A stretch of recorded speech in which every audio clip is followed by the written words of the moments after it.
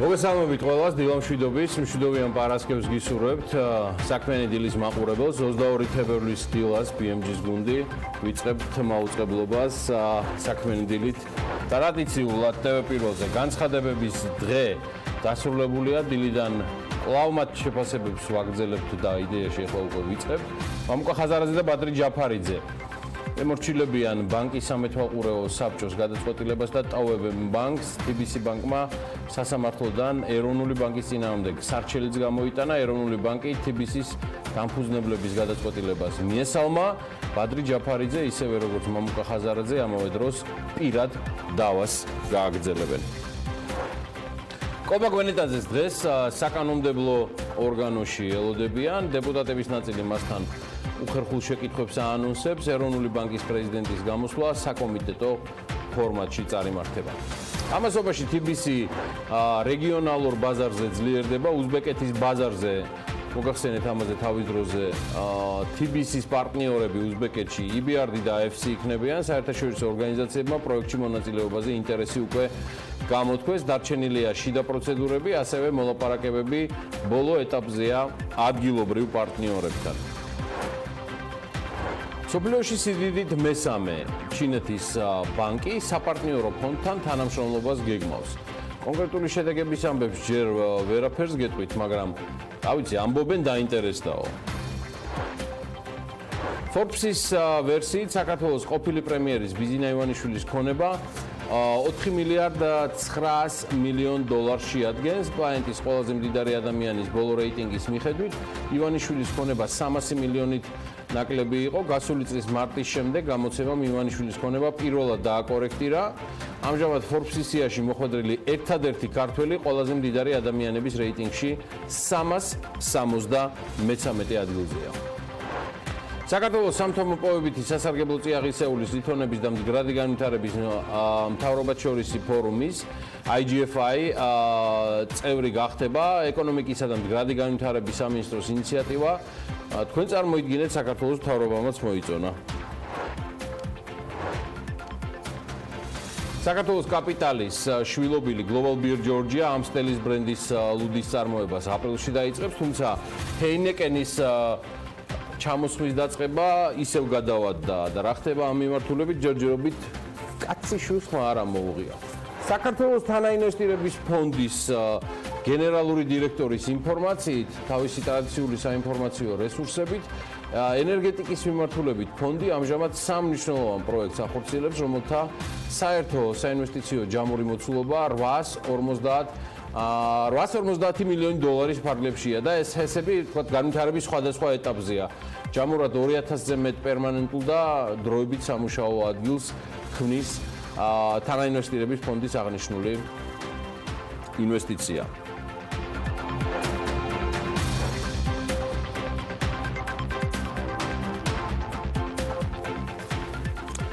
ბაშასე, ჩემო საქმიანებო, მინდა გაუცხოთ, რომ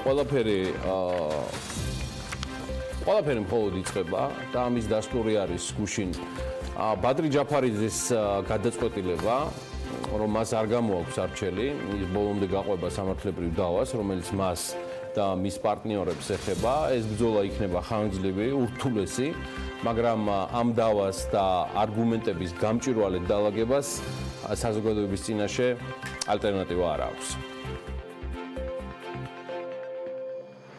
მე როგორც ბადრი ჯაფარიძეს არ გამომაქვს სასამართლოდან ჩემი სარჩელი გავაგრძელებ ჩვენი სიმართლის მტკიცებას და მივიღებ მონაწილეობას პარლამენტის მიერ დანიშნულ განხილვაში 26 თებერვალს. რაც შეეხება ჩემს მომავალს ბანკში, მე პატივს ვცემ ბანკის გადაწყვეტილებას და მის შესაბამისად ვიმოქმედებ. მიუხედავად დაგეგმილი რესტრუქტურიზაციისა, თიბისის გუნდი რჩება უაღრესად კვალიფიციური და პატრიოტი ადამიანების ურყევერთობად. შეუცვლელ ფაქტად რჩება ის, რომ თიბისი დაფუძნებულია მამუკა ხაზარაძის, ჩემი და ჩვენი სხვა პარტნიორების მიერ. ჩვენ შექმნილ წარმატებას არაფერი ემუქრება და თბc განაგრძობს მისი ფასეულობებისა და გრძელვადიანი გეგმების მიხედვით წარმატებულ სვლას. ბადრი ჯაფარიძეს აქციათა პაკეტი საკმაოდ შთამბეჭდავია თბc ბანკში. ისიც ფაქტია, რომ მისი პერსონა პირდაპირ კავშირშია ამ ბანკის დაფუძნებასთან. ის და მამუკა ხაზარაძე გარდა ბიზნეს პარტნიორებისა ერთი ოჯახის წარმომადგენლებიც არიან. ოჯახი, რომელიც ყველა ჩვენთაგანისთვის ყველაზე ძვირფასია. ამ ოჯახს რამდენიმე თვის წინ ცოტა ადრეც ბევრი სხვადასხვა მიზეზის გამო შეეხნენ. მე პირადად გამოვრიცხავ, რომ ტბის მესვეურებმა იმ სრულიად უდიერ გამოწვევებს დროთა განმავლობაში არ უპასუხონ, რომლის წინაშეც დადგნენ ღია ფრონტზე, განსაკუთრებით გიორგი კვირიკაშვილის წასვლის შემდეგ. ისე არც მანამდე უჩიოდნენ პრობლემებს, გამოწვევებს, მაგრამ ერთი ფაქტია. თიბისის 27 წლიანი ისტორიის არსებობისას ასეთი მასშტაბის გამოწვევების და პრობლემების წინაშე არც ჯგუფი და არც ბანკის და არც ჯგუფში შემოვალი სხვა ბიზნეს პროექტები ესეთი მასშტაბის პრობლემების და გამოწვევების წინაშე არ დამდგარა. მიუხედავად იმისა, რომ ამ გუნდის მესვეურებს ახსოვთ სისხლიც, წრემლიც, სიხარულიც და მწუხრიც. ამ ჯგუფში შემოვალ ბიზნესებს ტბისელთა სიცოცხლე შეეწირა და მგონი ეს ამბები ბორჯომის საქმეს უკავშირდებოდა, სწორად მახსოვს, თიბისის ჯგუფი საღია.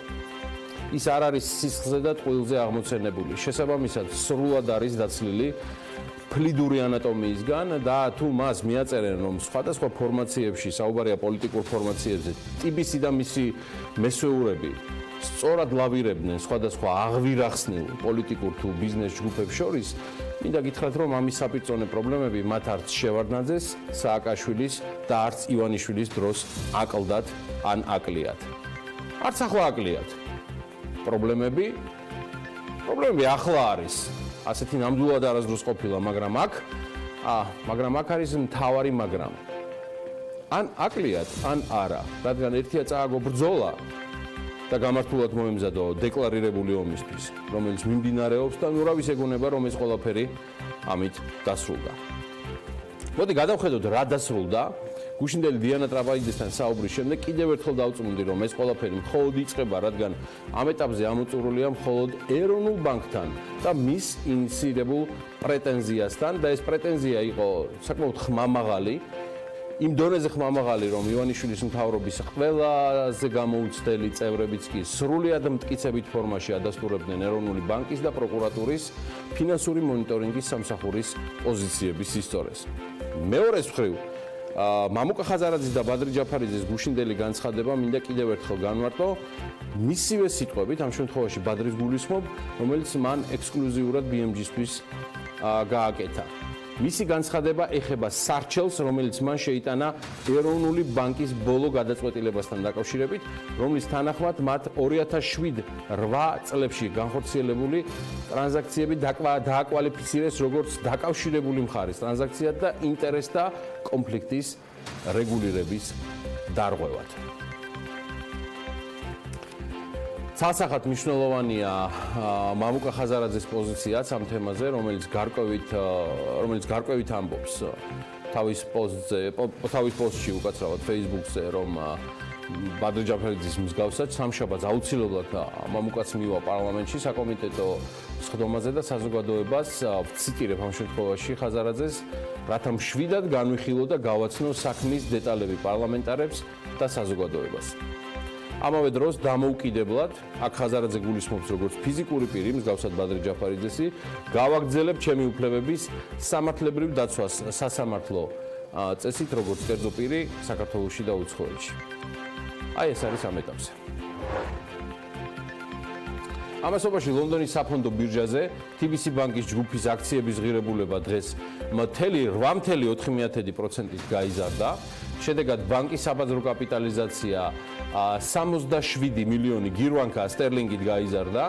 ამ დროისთვის ბანკის ერთი აქციის ღირებულება 13.96 მიასედი გირვანკა სტერლინგი გახლავთ. TBC ბანკმა ლონდონის საფონდო ბირჟაზე მამუკა ხაზარაძის და ბადრი ჯაფარიძის ბორდიდან გასვლის შესახებ განცხადებასთან ერთად 2018 წლის ფინანსური ანგარიშგებაც გამოაქვეყნა, რაც გადამწყვეტი იყო ამ ოპტიმიზმის უკვე სრულად გალეგალურებისა და ასახვისა ფასში. 2018 წელს ბანკის წმინდა მოგება 23%-ით არის გაზრდილი და მან 455 მილიონი ლარი შეადგინა. ამასობაში ეროვნულმა ბანკმა გუშინ ვრცელი უსტარი გამოაქვეყნა დასტურად იმისა, რომ ბანკების ზედამხედველობა მათი ყოველდღიური კანონით გათვალისწინებული რუტინაა და იქვე დასძინა, რომ 2018 წლის სექტემბრის შემოწმების ეს ეხება მათ შორის 2007-8 წლის ტრანზაქციებსაც. შედეგად აღმოჩენილი სამეთვალყურეო საბჭოს თავმჯდომარისა და მისი მოადგილის მიერ ინტერესთა კონფლიქტის მარეგულირებელი კანონმდებლობის დარღვევის ფაქტების გამო ეროვნული ბანკი მისი მანდატისა და კანონმდებლობის ფარგლებში ვალდებული იყო გადაედგა შესაბამისი ნაბიჯები. კერძოდ 2018 წლის 19 ნოემბრის სების საფინანსო სექტორის ზედამხედველობის კომიტეტის სხდომის გადაწყვეტილებით მოხდა შემდეგი. ბანკს აეკრძალა ახალი ცეცხლების და გარანტიების გაცემა პირადად მამუკა ხაზარაძესა და ბადრი ჯაფარიძეზე, ასევე მათთან დაკავშირებულ პირებზე, თბc ბანკის სამეთვალყურეო საბჭოს დამოუკიდებელ წევრებს მიეცათ 2 თვის ვადა, რათა წარმოედგინა თავიანთი პოზიცია ბანკის ადმინისტრატორების მიერ კანონმდებლობის მოთხოვნათა დარღვევებთან დაკავშირებით და თბc ბანკს დაეკისრა ფულადი ჯარიმა 1,100,000 ლარის ოდენობით. ეროვნული ბანკის მოთხოვნისა და 2 თვიანი ვადის გაცემის მიუხედავად თბc ბანკის სამეთვალყურეო საბჭოს წარმოდგენილმა პასუხებმა ვერ დააკმაყოფილა ეროვნული ბანკის მოლოდინი და სწორედ ამიტომ უკვე წელს 13 თებერვალს საფინანსო სექტორის ზედამხედველობის კომიტეტზე განხილვის შედეგად ეროვნულმა ბანკმა შესაბამისი მოთხოვნები წარმოაყენა. სამეთვალყურეო საბჭოს თავმჯდომარისა და მისი მოადგილის თბc ბანკის სამეთვალყურეო საბჭოდან გაწევა, მინორიტარი აქციონერების მიერ შერჩეული 2 ახალი წევრის დამატება, ეროვნულ ბანკზე გაცილებით მეც ვისაუბრებთ უახლოეს მომავალში, თუმცა ჩემი რჩევა კოლეგებისადმი და არასამთავრობო სექტორისადმიც, ჯერ ამით შემოვიფარგლები, ისინი, რომლებიც ინტერესდებიან ამ თემატიკით, არ გამოგჩეთ თვალთახედვიდან სახელმწიფო სტრუქტურებს შორის ტრადიციული პინგ-პონგის და ადრესატის გადანაცვლების და გადამისამართების პარალელურად, როგორც ეს სახელმწიფო უწყებებს ჩვევიათ, ჩვენ არაფერ შუაში ვართ, 2 არანაკლებ მნიშვნელოვანი ფიგურანტი თბc ბანკის საქმისა, ეროვნული ბანკის მიღმა. ესენია ფინანსური მონიტორინგის სამსახური და საქართველოს მთავარი პროკურატურა. და თუ როგორ მივიდა თბc ჯგუფი 2019 წლის გამოწვევებამდე, რომელიც იდეაში ეს გამოწვევები და პრობლემები დასაბამს გაცილებით ადრე იღებს, ერთგვარი ისტორიული მიმოხილვა გვექნება ახლა ნინი რონგურაშვილთან ერთად. სწორედ ის მოგვიყვება ამ შემთხვევაში უკვე მეც და ანა ლაპიაშვილსაც საკმაოდ საინტერესო ისტორიას, რომელიც გუშინ შექმნა თავად და ახლა გაგვიზიარებს უკვე საკმაოდ დილიდან გააქტიურებულ საქმიან მაყურებელს. ნინ დილამშვიდობის გისმენთ. დილამშვიდობისა, გიორგი, მივესალმები ჩვენ მაყურებელს და გიერთდები თბc ბანკის თემის და ვფიქრობ მაყურებელს. შენ მიერ მიწოდებული ინფორმაციის გარდა ალბათ ბანკის მნიშვნელოვანი ფაქტებიც აინტერესებს.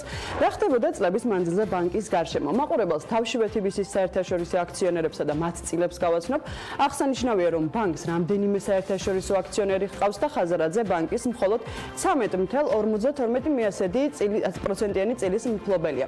ჯამში ბანკის ბენეფიციარების ჩამონათვალი, რომლებიც პირდაპირ და არაპირდაპირ ფლობენ აქციების 5%-ს ან მეც წილების მითითებით, ასე გამოიყურება მამუკა ხაზარაძე 13.52%, ბადრი ჯაფარიძე 6.76%, ევროპის და რეკონსტრუქციის განვითარების ბანკი 8.17%, JP Morgan Asset Management 8.39%, Schroeder Investment Management 7.7% და Danros & Company 5.50%. რაც შეეხება ბანკის სამეთვალყურეო საბჭოს, მისი თავმჯდომარის პოსტს მამუკა ხაზარაძე იკავებდა წლების მანძილზე, მისი მოადგილის თანამდებობა კი ბადრი ჯაფარიძეს ეკავა.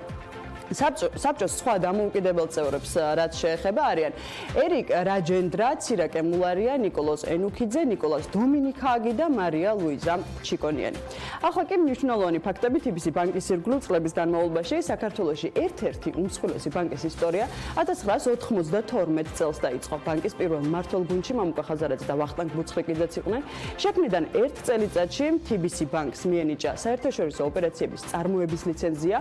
უკვე 96 წელს Coopers & Lybrand-ის მიერ ბანკის პირველი საერთაშორისო აუდიტორიული შემოწმება ჩატარდა. აქედან 99-ში კი ბანკი საერთაშორისო საბუღალტრო სტანდარტებზე გადავიდა. 2000 წელს საერთაშორისო საფინანსო კორპორაცია და გერმანიის ინვესტიციებისა და განვითარების კომპანია თიბისის აქციების 10%-იანი წილის მფლობელები გახდნენ. Thomson Financial Bank Watch-მა კი TBC ბანკს საერთაშორისო რეიტინგი მიანიჭა და მაშინ ეს იყო პირველი შემთხვევა, როცა ქართულ კომპანიას საერთაშორისო რეიტინგი მიენიჭა. 2001 წლიდან კი უკვე წლის საუკეთესო ბანკებს შორის დასახელების წლები მოდის. 2001 წლიდან 2009 წლამდე TBC ყოველწლიური რეიტინგების სათავეში ხვდებოდა და მას ასახელებდნენ საუკეთესო ბანკებს შორის ისეთი გამოცემები, როგორიცაა Financial Times Group-ის, The Banker, Global Finance და Deutsche Bank. ამ პერიოდში სამხრეთ აღმოსავლეთ ევროპის განვითარების ფონდი TBC-ის აქციათა 25%-ის მფლობელი გახდა. 2007 წლის ბოლოს კი TBC საქართველოს ფარგლებს გარეთ გავიდა და აზერბაიჯანში ადგილობრივი საკრედიტო ინსტიტუტის სუაკრედიტის აქციათა 75% შეიძინა. 2010 წელს უკვე Financial Times Group-ის ჟურნალმა The Banker მსოფლიოს უმსხვილეს საფინანსო ინსტიტუტებს შორის TBC ბანკი უკვე მეხუთედ დაასახელა როგორც წლის საუკეთესო ბანკი საქართველოში. ანალოგიური ჯილდო მიიღო 2012-შიც უკვე ჟურნალ Euromoney-სგან, Global Finance-ისგან და EMEA Finance-ისგან. 2014 წელი ასევე ერთ-ერთი წარმატებული წელი აღმოჩნდა ბანკმა ლონდონის საფონდო ბირჟაზე. ფასიანი ქაღალდებით ვაჭრობა დაიწყო. ამავე წელს TBC-м ბანკი კონსტანტას აქციათა 100% შეიძინა. 2016-ში უკვე ლონდონის საფონდო ბირჟის პრემიუმ სეგმენტში გადავიდა. 2017-შიც წარმატებით დასრულდა TBC ბანკის ბანკ რესპუბლიკასთან შერწყმის პროცესი და ბანკი ლონდონის საფონდო ბირჟის 250 ინდექსში შევიდა. მაყურებელს ვეთყვი, რომ FTSE 250 ლონდონის საფონდო ბირჟის მეორე უმსხვილესი ინდექსი არის, რომელიც სიდიდით 101-დან 350-ის ჩათვლით არსებულ მსხვილ კომპანიებს აერთიანებს. კარგი, ძალიან ბევრი ამბავი გვაქვს, მადლობა ნინი.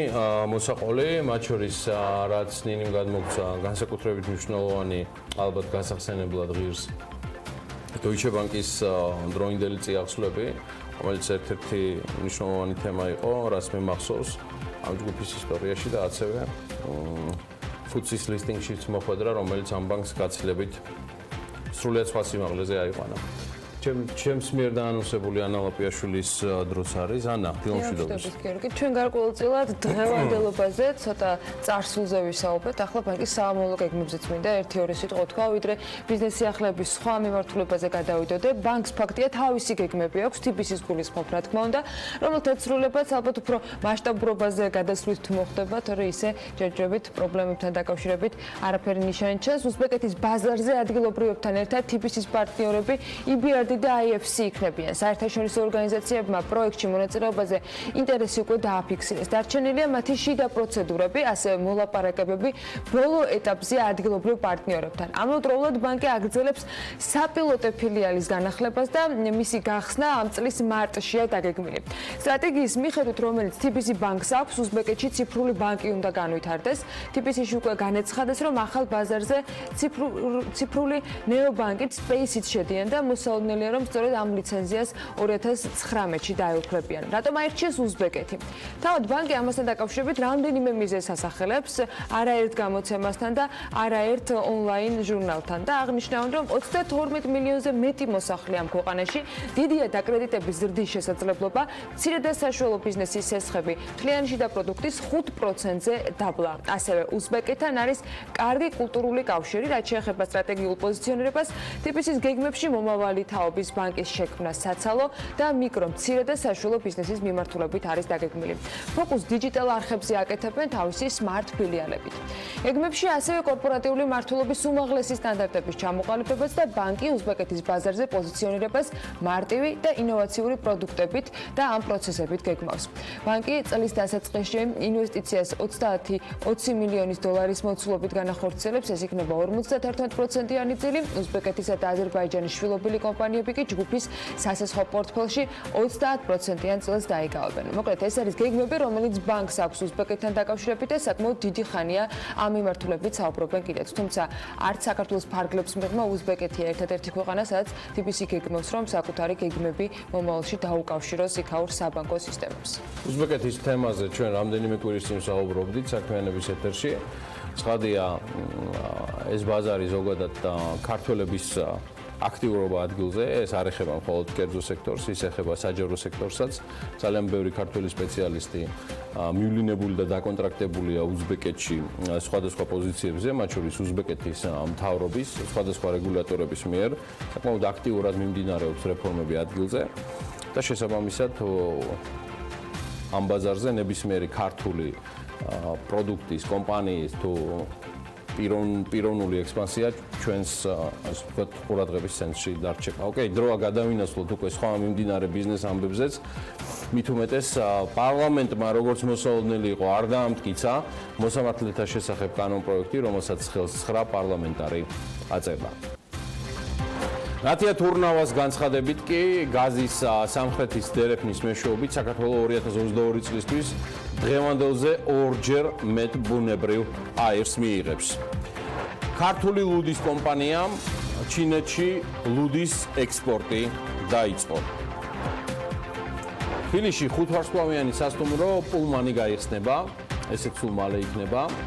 ის აქსის ტაუერში განთავსდება და ძალიან საინტერესო ამბები გვერის კიდევ წინ, რომელსაც ტრადიციულად ანა ლაპიაშვილი მოგახსენებთ, მან გაამზადა ეს კოლაჟი და იმედია ამ კოლაჟითაც ზუსტად ისეთივე იქნება თქვენი ინტერესი, როგორიც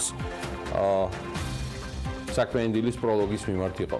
წარმატებულ დღეს გისურვებთ კიდევ ერთხელ ყველას, მეც ცადია ვრჩები ანასტანებით.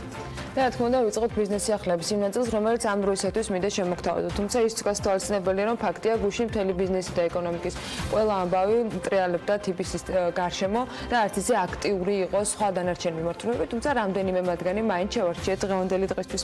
ეკონომიკის მინისტრის მოადგილე ნათია თურნავა, მაგალითად, რომელიც საზღვარგარეთმყოფობა ამბობს, რომ გაზის სამხრეთის დერეფნის მეშვეობით საქართველოს 2022 წლისათვის დღევანდელზე ორჯერ მეტ გაზს მიიღებს. საქართველოს მხარს სამხრეთის გაზის დერეფნის განვითარებას უჭერს. მნიშვნელოვანია, რომ ევროპა ბუნებრივ აირს საქართველოს ტერიტორიაზე გამავალი დერეფნის მეშვეობით მიიღებს. თურნავამ აღნიშნა, რომ ბაქოში სამხრეთის გაზის კორიდორის მრჩეველთა საბჭოს სხდომაში მონაწილეობისას პროექტი არის რეგიონის სახელმწიფოებს შორის პოლიტიკური ერთობის გამოვლინება საერთო სტრატეგიული მიზნის მისაღწევად, რომელიც კასპიის ნახშირწყალბადების მდიდარი მარაგების ევროპის ბაზარზე მიტანას ემსახურება. საქართველოს სამთო-მოპოვებითი სასარგებლო წიაღისეულის ლითონებისა და მდგრადი განვითარების მთავრობათა შორისი ფორუმის წევრი გახდება. ეკონომიკისა და მდგრადი განვითარების სამინისტროს ინიციატივა მთავრობისგან მოწონებულია. ეკონომიკის სამინისტროს წიაღის ეროვნულ სააგენტოში განმარტავენ, რომ IGF-ში გაწევრიანების მიზანს საქართველოს სამთო-მოპოვებითი სექტორის ცნობადობის საერთაშორისო ასპარეზზე გაზრდა წარმოადგენს.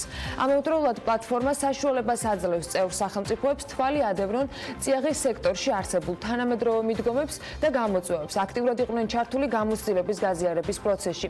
სამთო-მოპოვებითი სასარგებლო წიაღისეულის ლითონებისა და მდგრადი განვითარების მთავრობათა შორის ფორუმში გაწევრიანებით საქართველოს შესაძლებლობა ექნება მონაწილეობა მივიღოთ ყოველწლიურ შეხვედრებში, ასევე რეგიონულ ღონისძიებებსა და ფორუმებში ქვეყნის საჭიროებების გათვალისწინებით, ვისარგებლოთ ტექნიკური დახმარებებით, რომელიც შემოთავაზებული იქნება და იძლევიან შესაძლებლობას გავძლიერდეთ მიმართული პროგრამებით და მივიღოთ გაერთიანების მხარდაჭერა შესაბამისი პოლიტიკის ჩარჩოს დანერგვის კუთხით.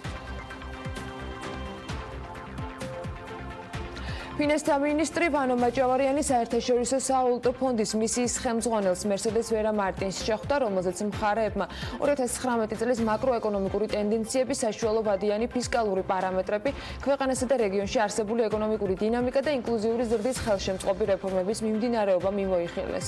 განსაკუთრებული ყურადღება საქართველოს მთავრობის მიერ განათლების სისტემაში, ასევე ადამიანური კაპიტალის განვითარების მიმართულებით დაგეგმილ რეფორმებზე გაკეთდა. მისი მიზანია საერთაშორისო სავალუტო ფონდის მიერ გაფართოებული დაფინანსების მექანიზმით მხარდაჭერილი პროგრამის მიმდინარეობის შესწავლა.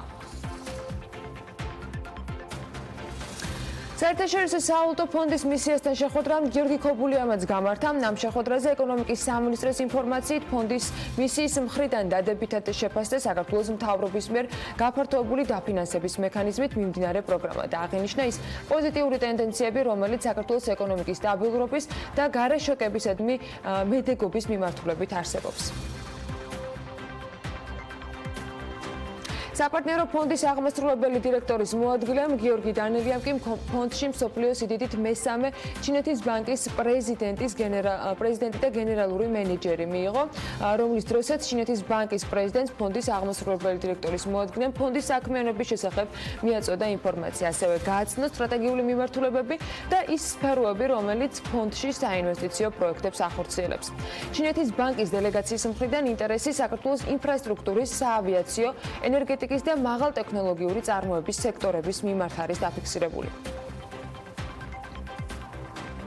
კომპანია SAVE მიმდინარე წლის ბოლომდე ლონდონში საკუთარ წარმომადგენლობას გახსნის. ამასთან დაკავშირებით კომპანიის მმართველმა პარტნიორმა მარიამ ქოიავამ განუცხადა ბიზნეს მედია საქართველოს. მისი თქმით, ლონდონში ვირტუალური ოფისი უკვე არსებობს და გარკვეული ტიპის სერვისების შეთავაზება მომხმარებელს უკვე ხდება, თუმცა 2019 წლის ბოლომდე კომპანიას ოფიციალური წარმომადგენლობა ექნება. დიდი ბრიტანეთის საკონსულტაციო მომსახურების მხრივ მსოფლიოში სიდიდით მეორე ქვეყანაა შტატების შემდეგ და მათი სერვისებიც საკმაოდ მოთხოვნადია.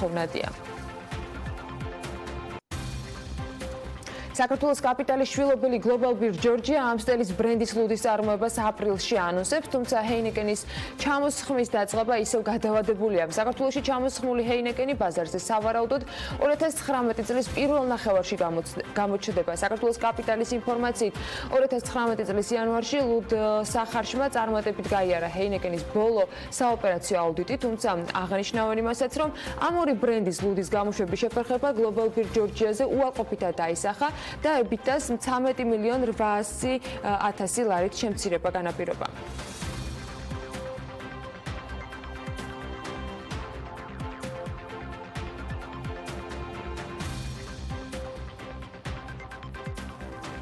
ქართული ლუდის კომპანიამ ჩინეთში ლუდის ექსპორტი დაიწყო. ზედაზენის ლუდის პირველი პარტია ჩინეთში გაგზავნილია. სამხმარებლო ბაზარზე ქართულ ლუდს ქართული კომპანიის ჩინელი პარტნიორები შეიტანენ. რამდენიმე ჩინურ კომპანიასთან ბიზნეს შეთანხმება გასული წლის ნოემბერში შანხაიში China International Import Expo-ზე გაფორმდა.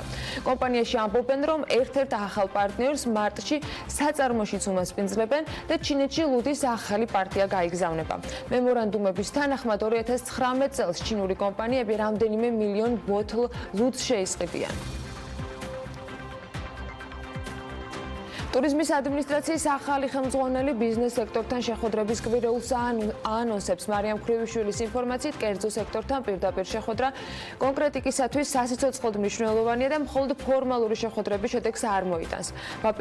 ვაპირებთ შევხვდეთ საკონვენციო ბიუროს წევრებს, რომლებიც საქმიან ტურიზმს წარმოადგენენ, ასევე გიდების ასოციაციას, ამერიკის სავაჭრო პალატას საქართველოში, EBRD-ის ბაზაზე არსებულ ტურიზმის საბჭოს და ასე შემდეგ. კერძო სექტორიდან ვარ და დაახლოებით ვიცი რა გამოწვევები აქვს, თუმცა მათთან პირისპირ შეხვედრა მნიშვნელოვანია, აღნიშნავს ქრივიშვილი და ამბობს, რომ მისთვის მნიშვნელოვანია ყველა სექტორთან გასაუბრება, რადგან განსხვავებული პრობლემებია თითოეულ მათგანში. თბილისში 5 ვარსკვლავიანი სასტუმრო პულმანი გაიხსნება. ტურიზმის ეროვნული ადმინისტრაციის ხელმძღვანელმა მშენებარე 5 ვარსკვლავიანი სასტუმრო, რომელიც აქსის თაუერში განთავსდება, მის ოფიციალურ გახსნამდე დაათვალიერა. სასტუმროს 226 ნომერი ექნება და დაახლოებით 300 ადამიანი დასაქმდება. 19,000 კვადრატულ მეტრზე განთავსდება სკაიპარი. აქსის თაუერსის მშენებლობა კი თანაინვესტირების ფონდით მხარდაჭერით ხორციელდება. პროექტის საერთო ინვესტიცია $92 მილიონ შეადგენს. მშენებარე სასტუმრო ტურიზმისა და უძრავი ქონების სექტორებში თანაინვესტირების ფონდის მმართველმა დირექტორმაც დაათვალიერა. სახელმწიფოს და კერძო სექტორს შორის ესეთი მჭიდრო თანამშრომლობა და ერთმანეთთან ჰარმონიული, ასე ვთქვათ, მუშაობა არის ცენტრალურად მნიშვნელოვანი. აქედან გამომდინარე დაისახა სწორი მიზნები და კერძო სექტორმა ძალიან სწორი მიმართულება აიღო რა კონცეპტის და როგორი ბრენდის შემოყვანა იყო მიზნობრივი ქვეყნის 2025-ის ტურიზმის სტრატეგიისთვის. როგორ აქცია კარლ ლაგერფილდმა ცნობილი და გავლენიანი შანელი 10 მილიარდი დოლარის ღირებულების თანამედროვე გლობალურ მოდის მანქანად. რა გზა გამოიარა ლაგერფილდმა შანელამდე და ვინ გააგრძელებს მის საქმიანობას. ხელოვნებას სახელად კარლ ლაგერფილდი და ყველაზე ძვირად ღირებული ბრენდი შანელი. მარიამ ადამიანმა რა თქმა უნდა ერთ სიუჟეტად აქცია. 5 numbers. Chanel, Paris. Number 1, Rue Cambon.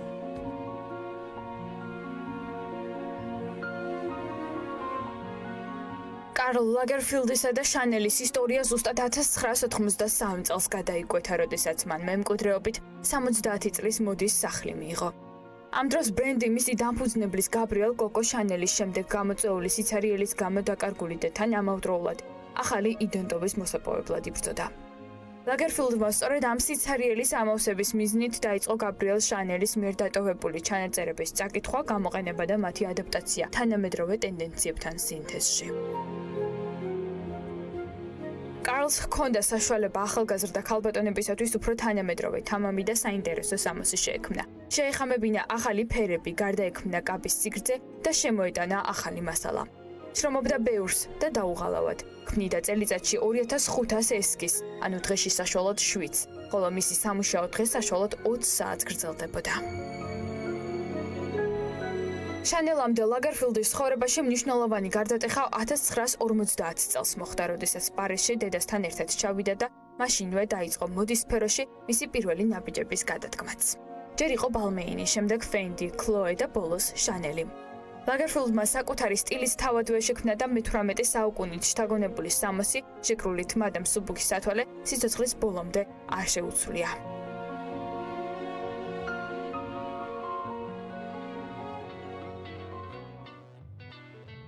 ახალმა იდეებმა, ხატვამ, ესკიზების შექმნამ და ქსოვილებში გაცოცხლებამ კი საბოლოო შედეგიც გამოიღო და ლაგერფილდის ეგიდით ბრენდი შანელი მხოლოდ ცნობილი და გავლენიანი სახელიდან 10 მილიარდი დოლარის ღირებულების თანამედროვე გლობალურ მოდის მანქანად გადაიქცა. სწორედ მისი დამსახურებით შანელი ფუფუნების საგნად პოდიუმი კი თეატრალურ წარმოდგენად გადაიქცა, რომლისთვისაც, როგორც წესი, თვეები ემზადებოდა. ქმნიდა ნივთებს, რომლებიც ყოველთვის ყურადღების ცენტრში ექცეოდა და მოექცევა კიდეც ძალიან ბევრი წლის განმავლობაში მისი გარდაცვალების შემდეგაც. ისინი იქნება ყოველთვის აქტუალური მთავარ კულტურულ ღონისძიებებზე, მათ შორის ოსკარზე, რადგან მას ქმნიდა ლეგენდა კარლ ლაგერფილდი.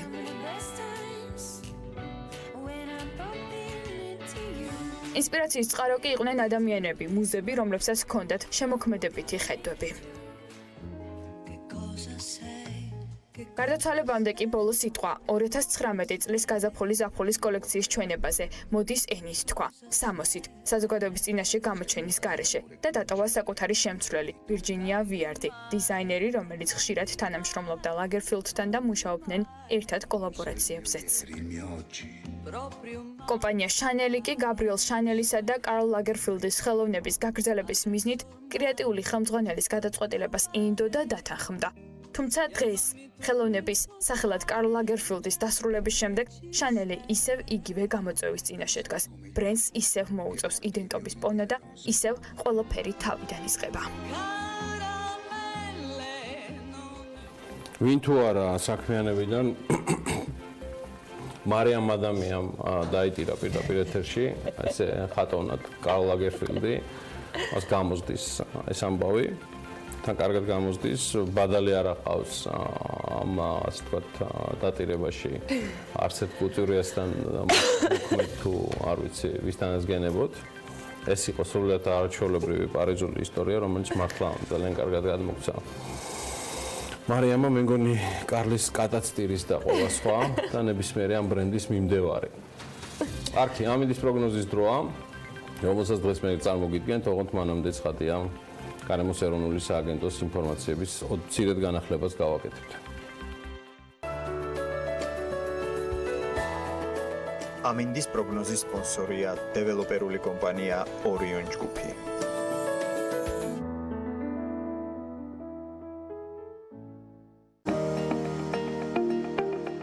ამინდის პროგნოზის სპონსორია სადაზღვევო კომპანია უნისონი. თავისუფალი დაზღვევა თქვენი სიმშვიდისათვის. გარემოს ეროვნულმა სააგენტომ, რომელსაც მე ჯიუტად ჰიდრომეცენტრს ვეძახი და ამის გამო ხალისობს ყველა, განსაკუთრებით დღეს მათ მოწოდებულ განახლებულ ინფორმაციას ამინდთან დაკავშირებით. სააგენტოს ცნობით საქართველოში განპირობებული იქნება შავი ზღვის ჩრდილო-დასავლეთიდან შემომავალი ცივი, ეს უკვე ვიგრძენი და ნოტიო ჰაერის მასებისა და სამხრეთიდან მოქმედი შედარებით თბილი ჰაერის მასების ურთიერთქმედება. აი ეს ჩვენამდე ჯერჯერობით არ მოსულა. საქართველოში მოსალოდნელია დროგამოშვებითი ღრუბლიანობის მომატება და დასავლეთ საქართველოს უმეტეს და აღმოსავლეთ საქართველოს ზოგიერთ რაიონში იქნება ნალექი, მთაში იქნება უცებად თოვლი და საქართველოში ზოგან იქროლებს ეს დასავლეთის მიმართულების საკმაოდ ცივი ქარი. ეხლა ქალაქების მიხედვით რომ გავყვეთ ყველაფერს, მაგალითად, სოხუმში იწვიმებს 11 გრადუსი იქნება, ბათუმში იწვიმასთან ერთად 12 გრადუსი ელოდებიან, ქობულეთში ასევე 11 გრადუსია მოსალოდნელი და წვიმა. ფოთაშორის წვიმიანი ამინდი ელოდებათ ქუთაისელებსაც, ზუგდიდშიც იწვიმებს და ანაკლიაში, სადაც ტემპერატურული მაჩვენებელი შესაბამისად იქნება 10 გრადუსი, 11 და 12. წვიმა იქნება ოზურგეთშიც და აქ ტემპერატურა მაქსიმუმ 10 გრადუსს მიაღწევს, ონში თოლჭყაპს ელოდებიან თლად და 4 გრადუსი დაფიქსირდება, გორშიც თოლჭყაპი იქნება ისევ როგორც ცხინვალში და ორივე შემთხვევაში მაქსიმუმ 9 გრადუსამდე თბება ჰაერი. 13 გრადუსია მოსალოდნელი მარნეულსა და რუსთავში და უმეტესად უნალექოთ ჩაევლის ორივე ქალაქში დღე. ახალციხესა და ბორჯომში თოლჭყაპი იქნება, ახალციხეში 5 გრადუსი და ბორჯომში 4 გრადუსი, ბაკურიანში კი მცირე თოვლს ელოდებიან და 3 გრადუსამდე გათბება ჰაერი. ახალქალაქშიც მცირე თოვლი იქნება, აქ ყინვიანი დღე არის მოსალოდნელი და მხოლოდ -1 გრადუსი დაფიქსირდება. 2 გრადუსიანი სხვაობაა სტეფანწმინდაში, სადაც +1 გრადუსი იქნება და აქაც მცირე თოვლს ელოდებიან დღის განმავლობაში. თელავში 12 გრადუსამდე გათბება ჰაერი, რაც შეეხება დედაქალაქს, თბილისში დროგამოშვებით ღრუბლიანობა მოიმატებს და უმეტესად უნალექოთ ჩაევლის დღე, დასავლეთის მიმართულების ქარი იქროლებს თბილისში, მაქსიმუმ კი 11 გრადუსი დაფიქსირდება დღის განმავლობაში. მადლობა ანა, კიდევ ერთი ამბავი მაქვს, ვიდრე ჩვენ გავალთ დამსახურებულ სარეკლამო პაუზაზე. მასწავლებლის ეროვნული ჯილდოს 2017 წლის გამარჯვებული სოფელ ჩიბათის საჯარო სკოლის სამოქალაქო განათლების მასწავლებელი ლადო აფხაზავა 2019 წლის მასწავლებლის გლობალური ჯილდოს ფინალშია. ის მსოფლიოს 10 საუკეთესო მასწავლებელს შორის მოხვდა. ფინალისტები 179 ქვეყნის 10,000 განაცხადიდან შეირჩნენ. მეგობრებო, გამარჯვებული დუბაის განათლების და უნარების გლობალურ ფორუმზე 2019 წლის 24 მარტს გამოვლინება. ჯილდო $1,000,000-ია, რომელიც გადაეცემა გამორჩეულ მასწავლებელს პროფესიაში, განსაკუთრებული წვლილი შეტანისთვის. უკაცრავად კამპანიის მიზანია მასწავლებლის პროფესიის პოპულარიზაცია, აღიარება, საუკეთესო მასწავლებლის გამოვლენა და დაფასება. ჯილდო მოქმედებს 2015 წლიდან. ლადო აფხაზავა კი ლანჩხუთის მუნიციპალიტეტის სოფელ ჩიბათის საჯარო სკოლაში სამოქალაქო განათლებას ასწავლის. მისი გამორჩეული პროგრამა დემოკრატიული რევოლუციაა, რომელიც გულისხმობს სკოლის მენეჯმენტის გარდაქმნას, სკოლის მოსწავლეებსა და მასწავლებლებს შორის კომუნიკაციის გაუმჯობესების გზით. ეს პროგრამა უკვე 14 სკოლაში დაინერგა. სკოლაში ასევე 2012 წლიდან იგი არის მცირე საოჯახო სახლის მენეჯერი, სადაც 8 ბავშვი ცხოვრობს. ლადოს განსაკუთრებულ წარმატებას უსურვებ, მოდი ახლა ვნახოთ ეს ვიდეო. Melissa Salguero from the United States. Peter Tbc from Kenya. Swaroop Rawal from India.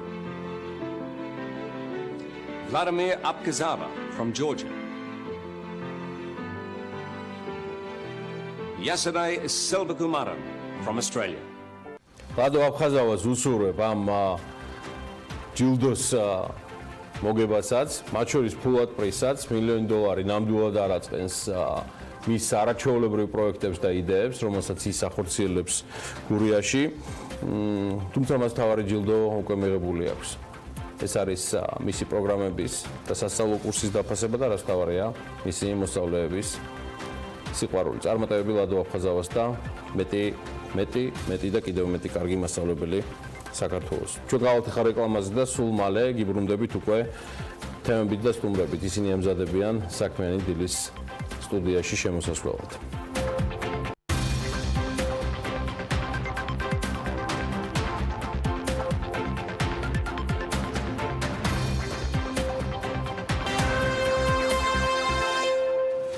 დავბრუნდით საქმიანი დილის ეთერში თათია ჩაფიჩაძესთან ერთად, როგორც დაგვირდით, ჩვენს პირველ სტუმრებს უნდა ვუმასპინძლოთ და ვისაუბროთ იმ შესაძლებლობაზე, რომელსაც განსაკუთრებული მნიშვნელობა სტიპენდიის მიღების მსურველი დოქტორანტებისათვის ექნება.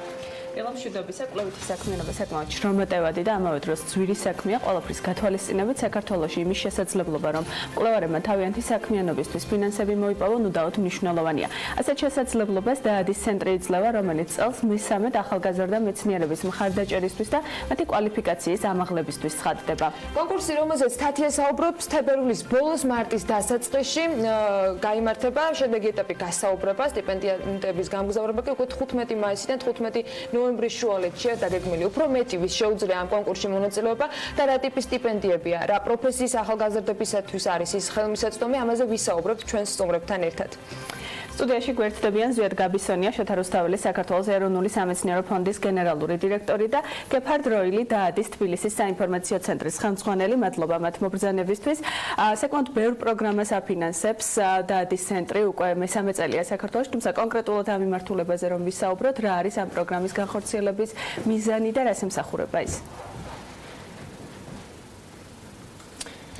პროგრამა ემსახურება პირველ რიგში მიზანს ინსტიტუციური თანამშრომლობას ქართულ და გერმანულ დაწესებულებს შორის ჩამოაყალიბოს. ეს არის ბილატერალური კვლევითი პროგრამები გერმანული მეცნიერების მონაწილეობით, რომლებიც საქართველოში ჩამოდიან და ახალგაზრდა ქართულ მეცნიერებთან ერთად ასევე მიემგზავრებიან გერმანიაში და ერთ პროგრამაზე მუშაობენ ერთობლივად. ასევე ეს ემსახურება ინსტიტუციური თანამშრომლობის განვითარება საქართველოსა და გერმანიის უნივერსიტეტებს შორის. რა ასაკის ახალგაზრდებს მოიცავს? არ არის მხოლოდ სტუდენტებისათვის, როგორც ჩემთვის არის ცნობილი, მათ შორის უნივერსიტეტებსაც გარკვეული შესაძლებლობები ეძლევათ და მეორე მხრივ არის შესაძლებლობა ლექტორებისათვის, პედაგოგებისათვის, რომლებიც ასეთ პროგრამებს ხელმძღვანელობენ. რა კომპონენტებით არის და რა განსხვავებებია მათ შორის? ესე იგი, ამ პროგრამაში, რომელიც ცალკეული დოქტორანტების ხელშეწყობას და ასევე პოსტდოქტორანტების ხელშეწყობას, ახალგაზრდა მეცნიერების ხელშეწყობას გულისხმობს რუსთაველის ფონდის, ეს არის 7 წელი, ესე იგი, უნივერსიტეტის დამთავრების შემდეგ, სხვადასხვა ხანგრძლივობა აქვს ამას, ეს არის 3-6 4-6 თვე. შეიძლება სხვადასხვა მიმართულების კვლევები ხორციელდებოდეს ამ პროგრამაში. მხოლოდ პროფესიასთან მიმართებით თუ არის რაიმე ტიპის შეზღუდვა, რა პროფესიის ადამიანებისთვის არის განკუთვნილი ამ კუთხით რა? არა, პროფესიული მიმართულებით ნაკლებად ჩვენ უბრალოდ ვამბობთ, რომ ახალგაზრდა მეცნიერების სტანდარტი არ იზომება ასაკობრივი ცენზით, იზომება დაცვიდან 7 წლის განმავლობაში. ეს არის ევროპული სტანდარტი, თუმცა მაგალითად იგივე დეადეს აქვს რამდენიმე მიმართულება, ჰუმბოლდტსაც აქვს ანალოგიური დაცვიდან 12 წელი. ჩვენ ძირითადი სტანდარტი აღებული გვაქვს ევროპული სტანდარტი დაცვიდან 7 წლის განმავლობაში. ანუ შესაბამისად ასაკობრივი ცენზი არ არსებობს. შეიძლება ახალგაზრდა მეცნიერად 60 წლის მეცნიერიც ითვლებოდეს, თუ იმ ცენზში ჯდება. ყველა პროფესიის ადამიანისთვის. ყველა პროფესიის ადამიანისთვის. რა შესაძლებლობა, ვიდრე თავად ზეადის ინტერესებზე ვიკითხავ, რა შესაძლებლობა არის მათ შორის თქვენი ფონდისათვის, იმ ახალგაზრდებისათვის, რომლებიც გაერთიანებულები არიან, რატომ არის საინტერესო ასეთ პროგრამებში მონაწილეობა, რა შედეგებზეა ის გათვლილი? მეცნიერების ძირითადი პრიორიტეტი არის ახალგაზრდა მეცნიერთა მხარდაჭერა თავისთავად. ამიტომ ჩვენთვის ნებისმიერი ასეთი ბილატერალური შეთანხმება, განსაკუთრებით დეადესთან და ზოგადად გერმანულ ფონდებთან, თქვენ იცით რომ გერმანული ფონდები 90-იანი წლებიდან ერთ-ერთი ყველაზე აქტიური ქვეყანა და აქტიური სამეცნიერო ფონდები იყვნენ, რომლებიც ეხმარებოდნენ ქართველ მეცნიერებს. მათ შორის მეც 5-ჯერ მაქვს დეადეს სტიპენდია მიღებული. რატო ვამბობ ამას? რუსთაველის ფონდი სწორედ ამ მიმართულებით უჭერს მხარს. ძალიან მნიშვნელოვანია რომ სამეცნიერო კვლევებში ახალგაზრდა მეცნიერები იყვნენ ჩართული. დღეს, როცა ჩვენ ვლაპარაკობთ პრობლემებზე მეცნიერებაში, მე მიმაჩნია, რომ ყველაზე დიდი პრობლემა სწორედ ის არის, რომ ახალგაზრდა მეცნიერების ნაკლებობა გვაქვს. ამიტომ ყველა ასეთი ტიპის პროგრამა, რომელიც ახალგაზრდა მეცნიერებს შეუწყობს ხელს სამეცნიერო კვლევების განხორციელებაში, განსაკუთრებით ევროკავშირის ქვეყნებში და რა თქმა უნდა გერმანიაში, ყველაფერს მხარს უჭერს რუსთაველის ფონდი. რა ინტერესი აქვს ზეადის ფონდს ასეთი პროგრამების განხორციელების, რა გეგმებით აკეთებს ამ ყველაფერს?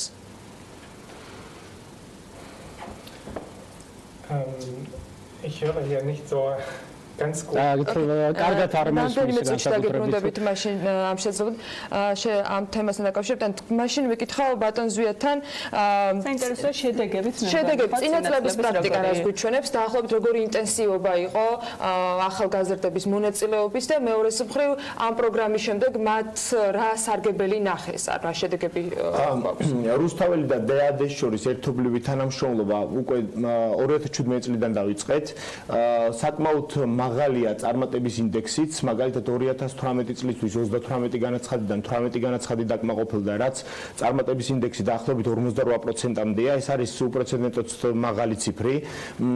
ზოგადად დაახლოებით 15-20%-ის ფარგლებში მერყეობს ხოლმე, ამიტომ ძალიან პოზიტიურად უყურებთ ჩვენ ამ მიმართულებას, ჩვენ ალბათ მეც გვექნება შესაძლებლობა ახალ პროექტსაც გეგმავდეადესთან, ანუ ყველა ეს მიმართულება ხმარდება იმას, რომ ახალგაზრდა მეცნიერებს ხარი დაუჭიროთ. შესაბამისად, იგივე 18 დაკმაყოფილება 38-დან ძალიან მაღალია.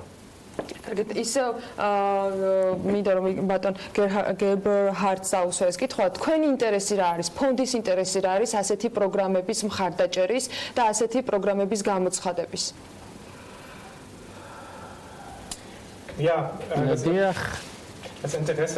ჩვენი ინტერესი და არის სწორედ იმაში მდგომარეობს, რომ აკადემიური მიმოწვლის ხელშეწყობა მაგალითად საქართველოში რომელი პოტენციალი, როგორი პოტენციალი აქვს ქვეყანას ვიტყობთ ამას და ასევე ყველაფერი ეს დამოკიდებულია იმაზე, რა მაგალითად ნაკლები ბუნებრივი რესურსები გააჩნიებს როგორც გერმანიას, ჩვენ ვიცით რომ ახალი იდეები, ახალი მიმართულებები და ახალ აღმოჩენებზე არის დამოკიდებული და საქართველოში როგორც მე ვიცი, ასე არის დაახლოებით. ჩვენ გვინდა რომ ქართულ მეცნიერებს ვიცეთ შანსი, რომ საერთაშორისო გამოცდილება შეიძინონ და კვლევის სფეროები და ინტერესები გააფართოვონ და შესაბამისად ქვეყნის განვითარება შეუწყონ ხელი და სწორედ ამას უძღვნის დაადიხთ ხელს და გერმანიის სარგებელიც ამაშია, რომ საინტერესო არის მათთვის ქართველი მეცნიერების მუშაობა, არქეოლოგია, ანთროპოლოგია, ლინგვისტიკა, ასევე იურიდიულ სფეროში. სულ რამდენი ბენეფიციარი იყო წელს მესამედ იმართებ, როგორც ვიცი, ეს კონკრეტული პროგრამა მესამეჯერ აძლევს შესაძლებლობას ახალგაზრდა მეცნიერებს, რამდენი ბენეფიციარი ყავდა ამ გასული 2 წლის განმავლობაში? შეგვიძლია კონკრეტულ რიცხვებზე რომ ვისაუბროთ? და თუ იზრდება ეს მაჩვენებელი ასევე საინტერესოა წლიდან წლამდე. Ja, also im ersten und zweiten Jahr wurden პირველ და მეორე წელს 18 და 19 სტიპენდიანტი ყავდა დაფინანსებული და კიდევ გვაქვს თავისუფალი ადგილები. მაგრამ ასევე ხარისხის სტანდარტებსაც უნდა მივაქციოთ ყურადღება. არსებობს კონკურსი შეჯიბრი და დაადი ამბობს, რომ ჩვენ საუკეთესოებს ვიხმარებით და დამოუკიდებელი არჩევნო კომისია არის, რომელიც სწორედ ამ არჩევანს აკეთებს და ჩვენ კიდევ უფრო მეტი გვექნება ალბათ ესეთი შემოთავაზებები და მეცნიერები. ახალგაზრდა მეცნიერს ექნება შესაძლებლობა, რომ ამ მიმართულებით ასეთ კონკურსში მონაწილეობა შეძლონ. ზუსტად ვერ გეტყვით ამის პროგნოზი არ შეიძლება ალბათ თქვა რომ უფრო მეტი იქნება ვიდრე წინა 2 წლის განმავლობაში, მაგალითად დღეს შემიძლია თქვა რომ მაგრამ 50-ზე მეტი ალბათ არ იქნება. ეს თანამშრომლობა თუ თქვა რაღაც კონკრეტულ ვადებში ჯდება მომდევნო წლების განმავლობაში თუ იგეგმება ასე შესაძლებლობის მისმა. ჩვენ პრაქტიკულად ყოველწლიურად ვანახლებთ ამ ხელშეკრულებას, წელსაც ახდება თავისთავად.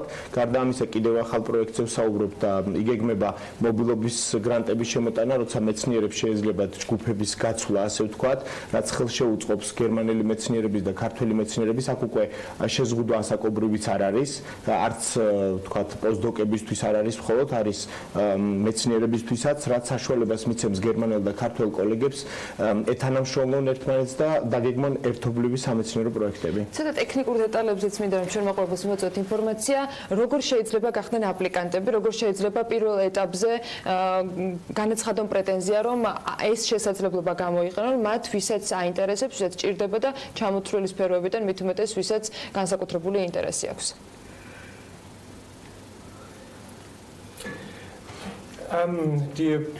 ესე იგი Das Programm kann man jetzt schon sehen auf der Webseite des BRD, შეგიძლია დაადის გვერდზე ნახოთ რუსთაველის შეიტანთ დაინახოთ რომ ინფორმაცია არსებობს რომელიც აბუთები ესაჭიროება თვითონ რა თქმა უნდა აპლიკაციის შეტანაში მე ჩვენ ვარაუდობთ და თვის ბოლოს შეიძლება უკვე და 4 კვირის განმავლობაში არის სწორედ აი აქ აპლიკაციის შეტანის დრო და ეს ონლაინ ხდება ყველაფერი და მთელი საბუთები იქნება ეს მონაცემები აიტვირთება შესაბამით ადგილს ვინ არიან შემოწმებული ეს არის ქართული ოფისი დეადის ცენტრის თუ ამ შემთხვევაში ხდება უკვე სწორედ იმ გერმანელი თქვა კოლეგების მხრიდან მათ შორის აპლიკანტების გადარჩევა ვისთანაც შემდგომ თანამშრომლობა აგრძელდება Zusammenarbeit ეს არის შერეული კომისია რომელიც ქართველი და გერმანელი მეცნიერებისგან კვლევარებისგან შედგება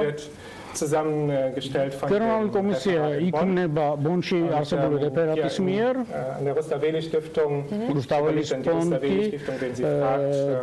მაგალითად ვფიქრობ გადასინჯავს ამ მონაწილეთა რაოდენობას მონაწილეობას რომელსაც ისინი არჩევენ სწორედ აებით იქნება ვიკითხო ბატონ ზვიათენ თქვენ როგორც ამ ასეთი კონკურსების ერთ-ერთი ბენეფიციარი თქვენთვის რამდენად მნიშვნელოვანი იყო ის შესაძლებლობა რომელიც დეადის ფონდისგან გაქვთ მიღებული და რეალურად რა მიმართულებით გახსნა დამატებითი შესაძლებლობები.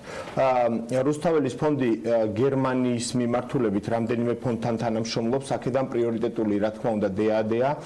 ჩვენ Volkswagen-ის ფონდთანაც ჰქონდა იულიხის კოეფიციენტთან დღემდე გვაქვს ინტენსიური თანამშრომლობა, რაც შეეხება დეადეს, რა თქმა უნდა არის ძალიან დიდი შესაძლებლობა. დეადე არის ერთ-ერთი ყველაზე დიდი ფონდი გერმანიაში, რომელიც უცხოელ მეცნიერებს ხარს უჭერს. აქვს საკმაოდ მრავალფეროვანი პროექტები ჩვენ გეგმავთ არა მარტო ამ პროექტის გაგრძელებას, არამედ დამატებას თანდათან ყოველწლიურ რეჟიმში, რასაც შევძლებდა რაც თქვათ ქართული მეცნიერების პოტენციალი მოგცემს საშუალებას. შესაძლებლობით რამდენი გაქვთ შეგეკითხებით, რამდენ ფონდთან თანამშრომლობს და რამდენ ადამიანს ეძლევა წლიურად შესაძლებლობა მიიღონ. ესე იგი, დეადეს ფონდი, გვაქვს იულიხის ფონდი, ეს არის უფრო კვლევითი და გამოყენებითი ტიპის კვლევებისთვის. Volkswagen-ის ფონდთან დავაფინანსეთ ჩვენ რამდენიმე პროექტი, მათ შორის სხვათა შორის აგრარული მიმართულებით დავაფინანსეთ 10 საგრანტო განაცხადი, სადოქტორო პროგრამები დავაფინანსეთ, სადაც კასელის უნივერსიტეტში ექნებათ ქართველ დოქტორანტებს საშუალება რომ იმუშაონ კვლევებზე. ჩვენ გეგმავთ, ეხლა მე მაქვს ვიზიტი გერმანიაში, ბონში და გარდა დეადის ხელმძღვანელობისა გეგმავთ შევხვდეთ DFG-ს, რომელიც არის ერთ-ერთი ჩვენი მსგავსი უზარმაზარი ფონდი, საკმაოდ დიდი ბიუჯეტით, დაახლოებით 3 მილიარდ ევროზე მეტი აქვს ბიუჯეტი. არის კიდევ რამდენიმე მიმართულება ნახოთ როგორ განვითარდება ყოველ შემთხვევაში რუსთაველის ფონდისთვის შეგვიძლია პირდაპირ თქვათ რომ გერმანული მიმართულება არის ერთ-ერთი პრიორიტეტული. წარმატებას გისურვებთ და წარმატებას უსურვებ ყველა იმ ახალგაზრდა მეცნიერს, ვისაც აქვს სურვილი რომ გამოიყენოს შესაძლებლობა, რომელსაც ფონდი იძლევა და ნამდვილად საინტერესო და მნიშვნელოვანი შესაძლებლობა ახალგაზრდა მეცნიერებისთვის, როდესაც დეადეს ფონდი მათ აძლევს ძალიან ბევრ პროგრამაში ჩართვის საშუალებას და ამ კონკრეტულ შემთხვევაში უახლოეს დღეებში უკვე შესაძლებელი იქნება რომ ეს აპლიკაციების განხილვა დაიწყოს და რამდენიმე ეტაპის შემდეგ რამდენიმე თვიანი კურსებიც გაიაროთ. მადლობა კიდევ ერთხელ სტუმრობისათვის და ინფორმაციით და წარმატებები იმ დოქტორანტებს, რომლებიც მიიღებენ მონაწილეობას ფონდის დაფინანსებით. მასპინძლობით ზვიად გაბისონიას, შოთა რუსთაველის საქართველოს ეროვნული სამეცნიერო ფონდის გენერალურ დირექტორს და გეფჰარდ როილის დეადის თბილისის საინფორმაციო ცენტრის ხელმძღვანელს. ვიდრე სარეკლამო პაუზაზე გავალთ, ცოტა მეცნიერების ელემენტებს ალბათ აქაც დაინახავთ, თუმცა უფრო საინტერესო მიმართულებითაც შეგვიძლია ამ ყველაფერს შევხედოთ. პრაქტიკაში ჩვენთვის ყოველთვის საინტერესო გახდება ის შესაძლებლობა, რომელიც TBC ბანკმა გააჩინა. ბანკის ხმოვანი ასისტენტი უკვე მობაილ ბანკინგშია, დღეიდან მხოლოდ ერთი წინადადება დაჭირდება მომხმარებელს იმისთვის, რომ მეგობრებს თუ პარტნიორებს თანხა გადაურიცხონ. ახალი ფუნქციის პრეზენტაცია კონსერვატორის დიდ საკონცერტო დარბაზში შედგა და მის დეტალებზე ლევან თაღიაშვილი მეგობრობა. გადაურიცხი 10 ლარი ნიკას.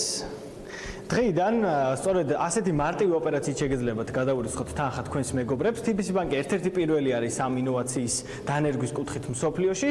ის ახლა სწორედ ამ სიახლის პრეზენტაციას გეგმავს კონსერვატორის დიდ საკონცერტო დარბაზში.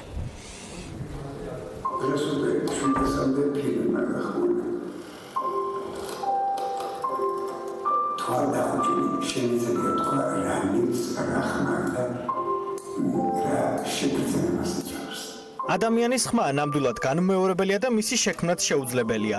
სწორედ ამიტომ TBC ბანკის პირველი ქართული ხმოვანი ასისტენტი საშუალებას მოგცემთ თქვენი უნიკალური ხმით მეგობრებს თუ საქმიან პარტნიორებს თანხა უმარტივესი ოპერაციის მეშვეობით გადაურიცხოთ. ახალი ფუნქცია TBC-მ ხელოვნური ინტელექტის მიმართულებით მომუშავე ქართულ კომპანია პულსართან ერთად შექმნა. ხანგრძლივი მუშაობის შემდეგ პროდუქტი მზადაა და პირველმა მომხმარებელმა ის უკვე გამოიყენა.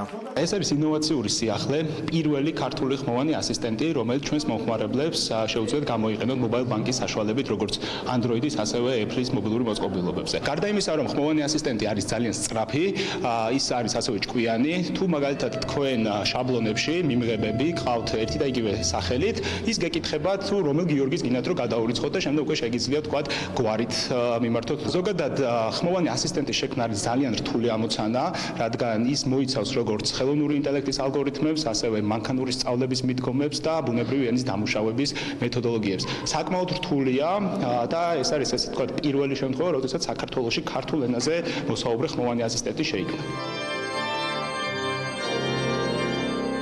ხმოვანი ასისტენტის ფუნქციის დამატებით TBC საქართველოში პირველი ბანკი გახდა, რომელმაც მომხმარებელს მსგავსი ფუნქცია შესთავაზა. მსოფლიოს მასშტაბით ეს ინოვაცია ისეთ ბანკებს აქვთ ზანერგილი, როგორიცაა Bank of America და Wells Fargo. ხმის ამოცნობის ტექნოლოგიაზე ჩვენ პულსარმა დავიწყეთ დაახლოებით წელიწად-ნახევრის წინ მუშაობა, საკმაოდ შრომატევადი და ხანგრძლივი პროცესი იყო. ძალიან ბევრ ექსპერიმენტს საჭიროებდა და დაახლოებით 6 თვის წინ დავიწყეთ უკვე TBC-სთან ერთად კონკრეტულად ამ გადაწყვეტილებაზე მუშაობა. პირველი პრეცედენტია, როცა ჩვენ ქართულ მომხმარებლებს ქართულ ენაზე შეგვიძლია ტექნოლოგიებთან ურთიერთობა და საუბარი ადამიანისთვის არის ყველაზე ბუნებრივი გზა ტექნოლოგიებთან და ზოგადად ინფორმაციის გაცვლის. საქართველოში საბანკო პროდუქტებში თანამედროვე ტექნოლოგიების დანერგვა ელვის სისწრაფით ვითარდება და უკვე ბევრი ინოვაციური ნაბიჯიც გადაიდგა, თუმცა მაინც საინტერესოა, რა იქნება შემდეგი.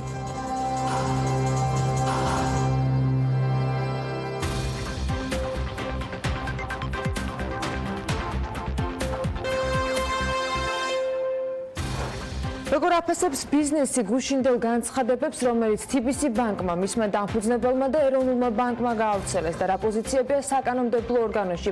ბიზნეს სიახლეებით განვაგრძობთ საქმიანი დილის ეთერს.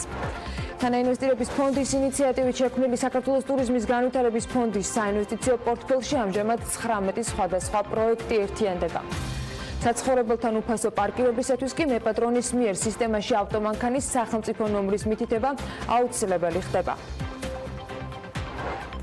დავბრუნდით საქმიანი დილის ეთერში და TBC ბანკით განვაგრძობთ საუბარს. მამუკა ხაზარაძის ნაბიჯი ბანკის დატოვებასთან დაკავშირებით არის ერთადერთი სწორი გადაწყვეტილება. ასეთი იყო შეფასება ეკონომისტ ვასილ რევიშვილისგან TBC ბანკის დამფუძნებლის გადაწყვეტილებასთან დაკავშირებით. დატოვონ სამეთვალყურო საბჭო და ეროვნული ბანკის მიერ დაკისრებული 1 მილიონიანი ჯარიმა გადაიხადოს ბანკმა. ვასილ რევიშვილი ამბობს, რომ ხაზარაძემ ამ ნაბიჯით დაიცვა ინვესტორებისა და ბანკის ინტერესი, რადგან როდესაც ბანკს აქვს გრძელვადიანი სასამართლო დავა მარეგულირებელთან, არ არის სახარბიელო მდგომარეობა ბანკისთვის. კითხვაზე ეროვნულ ბანკთან სამართლებრივი დავის შეწყვეტით TBC ბანკმა ხომ არ აღიარა ფულის გათეთრების ფაქტი, რევიშვილი ამბობს, რომ ეს ასე არ არის. ეს არის ჩვეულებრივი პრაქტიკა, არა მხოლოდ საქართველოში, მთელ მსოფლიოში. მათ გადათვალეს ის პოტენციური ზარალი, რაც შეიძლება ინვესტორს მოუტანოს, თქვა საქმის გახანგრძლივებამ, თუ გაჯანჯილებამ, მოდი ესე თქვა სლენგი ვიხმაროთ და რომელიც სავარაუდოდ დიწილა დაღემატებოდა 1 მილიონ ლარს. ბანკზე გავლენა მოახდინა, რა თქმა უნდა, იმან რომ საქმე დამოიწია, ასე თქვა და აქტუალობა შეიძინა. ეკონომისტ აკაკი ცომაიას კი უჭირს შეაფასოს, რამდენად სწორია მამუკა ხაზარაძის და ბადრი ჯაფარიძის მხრიდან ბანკის დატოვების გადაწყვეტილება, თუმცა ამბობს, რომ ამ ყველაფერს პოლიტიკური ელფერი აქვს და აშკარა არც პროკურატურა და არც ეროვნული ბანკი საკუთარ გადაწყვეტილებებში დამოუკიდებულები მისი თქმით არ იყვნენ.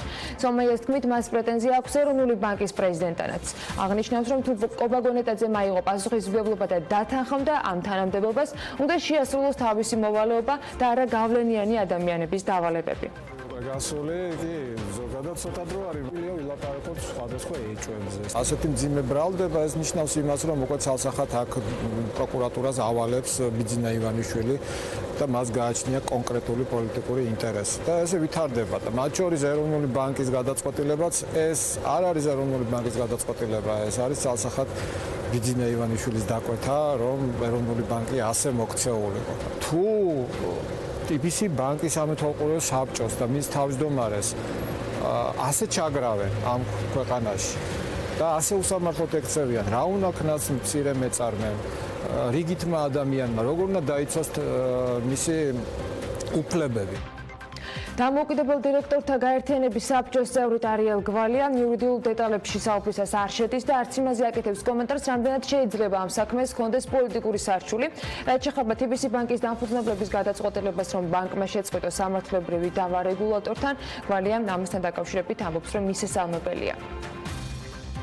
მე ვფიქრობ, რომ ეს საქმე შედგება ორი ნაწილისაგან. ერთი საკუთრივ ეროვნული ბანკის ანუ რეგულატორისა და ბანკის ურთიერთობა და ყველაზე კარგი დღევანდელი ნიუსი არის, რომ ეს ორი მხარე ერთმანეთთან შეთანხმდა, საერთოდ მოიხსნა და დაძაბულება მოიხსნა და ძალიან კარგია ბანკისთვის, მისი ინვესტორებისთვის, უამრავი თანამშრომლისთვის, სტეიქჰოლდერებისთვის, ბირჟისთვის და ასე შემდეგ. მათ ჩათვალეს, რომ დათმის ქვეშ არ უნდა დადგეს ესეთი დიდი მონოპოლარი და ამიტომ ჩემი აზრით ამ ეტაპზე სწორი გადაწყვეტილება მიიღეს.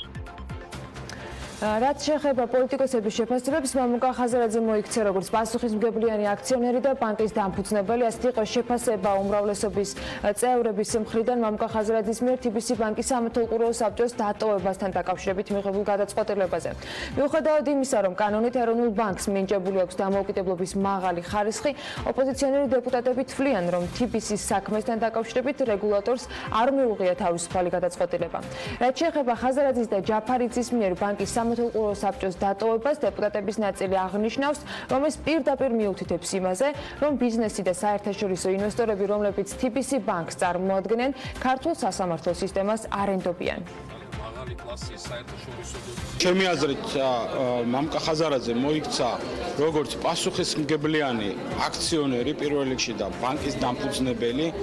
რა თქმა უნდა, ყველამ ძალიან კარგად იცის, რომ ეს მისი მხრიდან იძულებითი ნაბიჯი იყო, მაგრამ სწორედ იმიტომ, რომ არ დაზიანდეს ის, რასაც თვითონ ქმნიდა 27 წლის განმავლობაში, ის იძულებული იყო ეს ნაბიჯი გადაედგა და ეს არის თამამად შეგვიძლია პირდაპირ თქვა, ეს არის ბიძინა ივანიშვილის პირდაპირი შურისძიება მასზე მხოლოდ იმიტომ, რომ სხვებივით მამუკა ხაზარაძე მის კაპრიზებს და ნებასურულებს არ ემორჩილებოდა. ეს ნაბიჯი ვიმედოვნებ, რომ დაეხმარება მას საჯაროდ უფრო აქტიურად ისაუბროს ყველა კითხვაზე, რომელზეც ისედაც აპირებდა, თუმცა ეხლა კიდევ უფრო მეტი თავისუფლების ხარისხით ისაუბრებს ალბათ სხვადასხვა დასმულ კითხვაზე. TBC ბანკის სამეთვალყურეო საბჭომ, როგორც ჩანს, გუშინ ლონდონში მიიღო გადაწყვეტილება, რომ შეწყვიტოს სასამართლო დავა, ვინაიდან საქართველოში არ არსებობს დამოუკიდებელი სასამართლო, რომ არავითარი აზრი ამ გზით სიარულს არ აქვს. აი ეს არის სავალალო ვერდიქტი, რომელიც უცხოელმა ინვესტორებმა და ბანკის აქციონერებმა გამოუტანეს საქართველოს სასამართლო სისტემაზე. TBC საქმესთან დაკავშირებით მომავალ კვირაში პარლამენტში მამუკა ხაზარაძეს მოусმენენ, ასევე შედგება ეროვნული ბანკის პრეზიდენტთან შეხვედრა, რომელიც ასევე გეგმავს, რომ დეპუტატებთან მივიდეს. დეპუტატების კითხვები ორივე მხარის მიმართ არსებობს. ლევან კოპერიძე BMG-სთან საუბარში აცხადებს, რომ ეროვნული ბანკის მისამართით უხერხული კითხვების დასმასაც გეგმავს. ბანკთან მაქვს საკმაოდ ბევრი კითხვა. ვფიქრობ, რომ მათთვის რამოდენიმე იქნება უხერხული კიდევაც, რადგან ეროვნული ბანკი არის სწორედ ის სტრუქტურა, რომელიც საბანკო სექტორში მთლიანად ჯანსაღი პროცესების და ეროვნული ბანკის და ბანკების მხრიდან რაიმე შესაძლო ვიტყოდი ესე სხვადასხვა სახის შესაძლო დარღვევებთან დაკავშირებით პირველ რიგში ეროვნულ ბანკში უნდა ინთებოდეს წითელი სიგნალი, მით უმეტეს 11 წელია გასული. მოვითხოთ ერთი რამის ახსნას, ვინ ელაპარაკებოდა ეროვნული ბანკის პრეზიდენტს, ვინ იყო პირდაპირ კავშირზე, თუმცა ძალიან კარგადაც ვიცით ვინ იყო და მას მოუწევს ამის თქმა, ეხლა თუ არა მომავალში, ეხლა თქმა უნდა ამას არ ითქვეს. მაგრამ ვინც იყო გამომული სატელეფონო ხაზზე, იმასაც მოუწევს, როდესაც დაკითხავენ და ეტყვიან თუ ვის დავალებას ასრულებდა და ვიცი სახელით ურეკავდა ეროვნული ბანკის პრეზიდენტს. ყველამ ყველაფერი იცის, არაფერი იმარება საქართველოში და ბოლოს და ბოლოს მამუკა ხაზარაძემ იცის, მამუკა ხაზარაძე ერთდროს ხომ ყველაფერს იტყვის. მე და ნებისმიერ ჩემს კოლეგას ალბათ არ აქვს საფუძველო ეჭვი შევიდანოთ რეგულატორში, იმიტომ რომ ისინი მართლა ძალიან გამართულად მუშაობენ, ვიცი და ეს არის ერთ-ერთი ყველაზე შემდგარი სტრუქტურა და სისტემა საქართველოში. ამიტომ ჩემთვის ეჭვგარეშეა რეალურად მათი გადაწყვეტილებები. რომ არ მოქცეულიყო ეროვნული ბანკი ასე და რაიმე აბსოლუტურად გაეტარები უყურადღებოთ, მაშინ ეს პრეტენზიები იქნებოდა ჩემი აზრით მის მიმართ. ამიტომ აქ მე ძალიან დიდ შეკითხვას ვერ ხედავ, თუმცა ამ მოსმენის დროს ეს შეკითხვების დაისმება და ვნახოთ კონკრეტულად რა არგუმენტებზე დაყრდნობით გააკეთეს მათ ეს გადაწყვეტილება.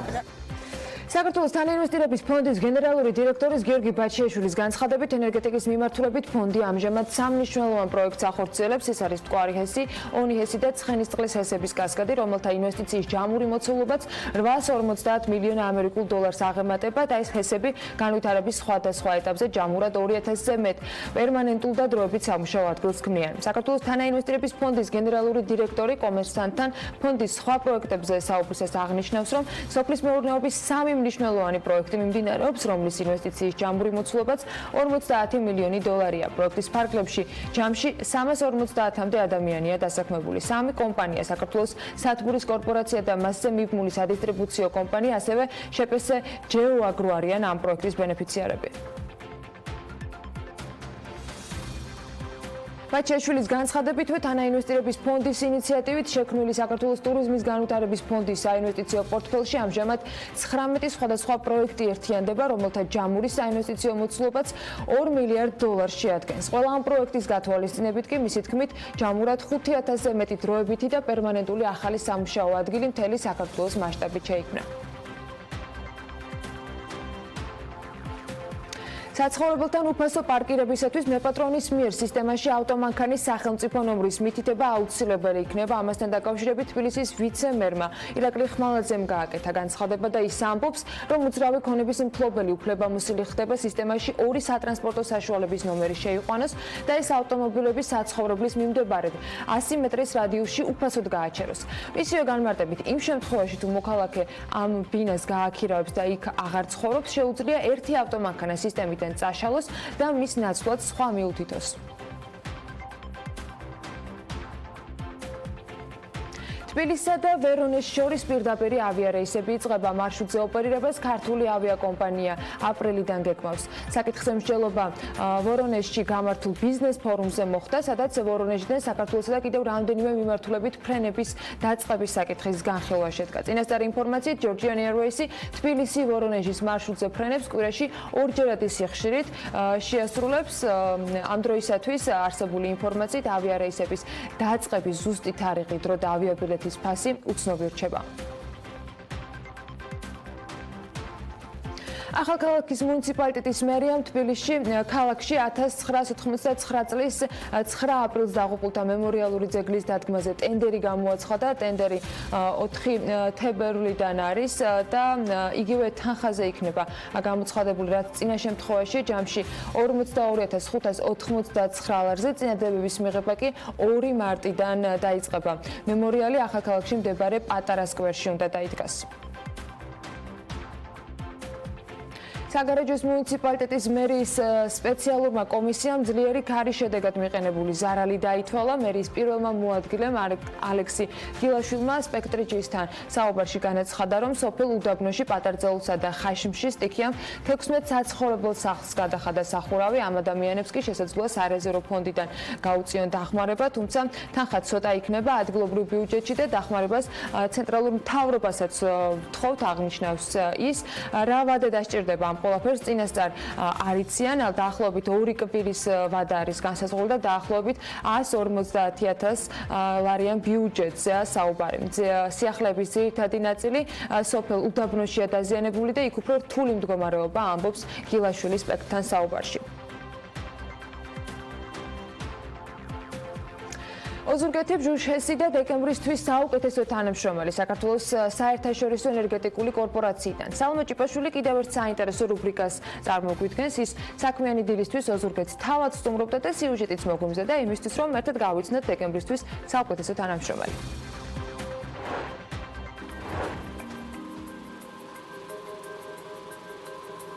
სადაც გვია ბჟუჟჰესი. ანუ ჯუჟის ჰიდროელექტროსადგურია. ფუნქციონირება დაიწყო 1956 წლიდან. პირველი აგრეგატი დაიშვა, ხოლო მშენებლობა 1951 წელს დაიწყო. სადგური მდინარე ჟუჟაზე არის აგებული, რომელიც სათავეს გურის ნაჭარაგურის მთებიდან იღებს და დაახლოებით სადაც ვინახავ იმყოფებით 6 კილომეტრის ზემოთ გადაკეტილი არის კაშხლით და გვირაბის გავლით, რომლის სიგრძე 3 კილომეტრი არის. მილსადენში მოთავსდება და მილსადენის საშუალებით მოწოდება წყალი ჩვენ სადგურს. სულ 37 ადამიანი არის დასაქმებული სხვადასხვა თანამდებობებზე. ძირითადად ადგილობრივებია, ამ სოფლის მოსახლეობა არის დასაქმებული.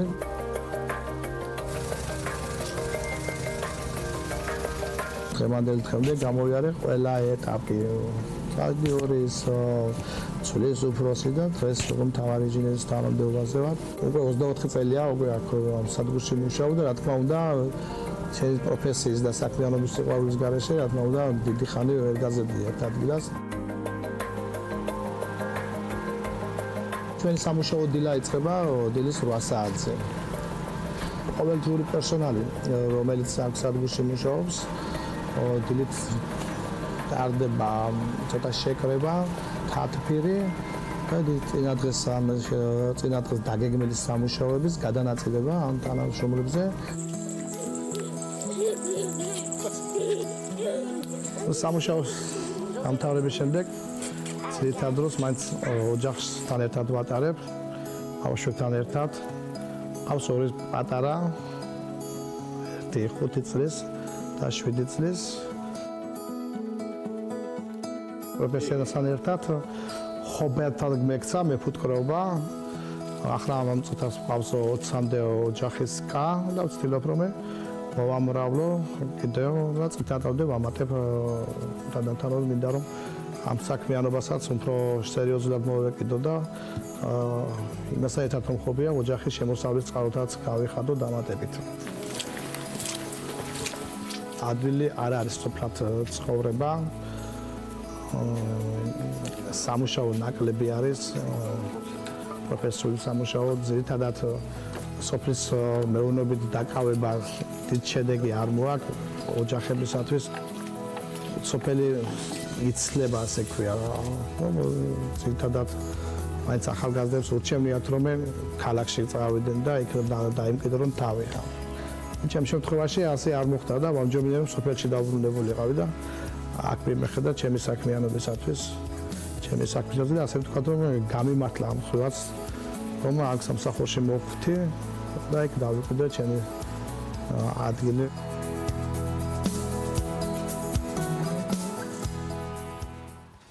იცით თუ არა რომ თუ თქვენი ფრენა 3 საათზე მეტი დროით გადაიწევს, ამით თქვენ საბანკო ანგარიშზე ბალანსმა შესაძლოა მოიმატოს. ეს მხოლოდ ერთი საკითხია, რომელზე პასუხსაც მიიღებს და ასევე რამდენიმე სხვა თქვენ უფლებაზე და შესაძლებლობაზე თუ მომდევნო რამდენიმე წუთი საქმიან დილას უყურებთ. მსოფლიოს მასშტაბით ყოველთვიურად რამდენიმე ათეული ათასი ფრენა უქმდება, ან დანიშნულების ადგილზე ჩაფრენას უბრალოდ აგვიანებენ. ამ დროს კი სხვადასხვა ავიაკომპანიები მგზავრთა უფლებებს არ ღვევენ და კომპენსაციების გაცემას თავს არიდებენ. მნიშვნელოვანია მგზავრებმა თავად დაიცვან თავიანთი უფლებები და პირველ რიგში ზუსტად იცოდნენ რისი უფლება აქვს. ანუკა ჯოხაძე შემოგვიერთდა საქმიანი დილის სტუდიაში და სწორედ ის მოგვიყვება სტუმართან ერთად ყველა უფლებაზე და შესაძლებლობაზე. ანა. ბევრ შესაძლებლობაზე ვისაუბრეთ დღევანდელ სტუმართან ერთად და განსაკუთრებით საინტერესო ამბებზე მათთვის, ვინც ხშირად დაფრინავს და აეროპორტების თავგადასავლები წარაგლია. დღეს ვერ მოისმენთ იმას, რომ ჩვენი ან რომელიმე სხვა კომპანიის დახმარებით თქვენი ფრენა არასოდეს გადაიდება, არასოდეს დაგაგვიანდებათ, ან ყველა პირობა ყოველთვის იდეალურად შესრულდება, მაგრამ მოგიყვებით იმაზე თუ რა ხდება მაშინ, როცა ცაში ადვოკატი გყავთ.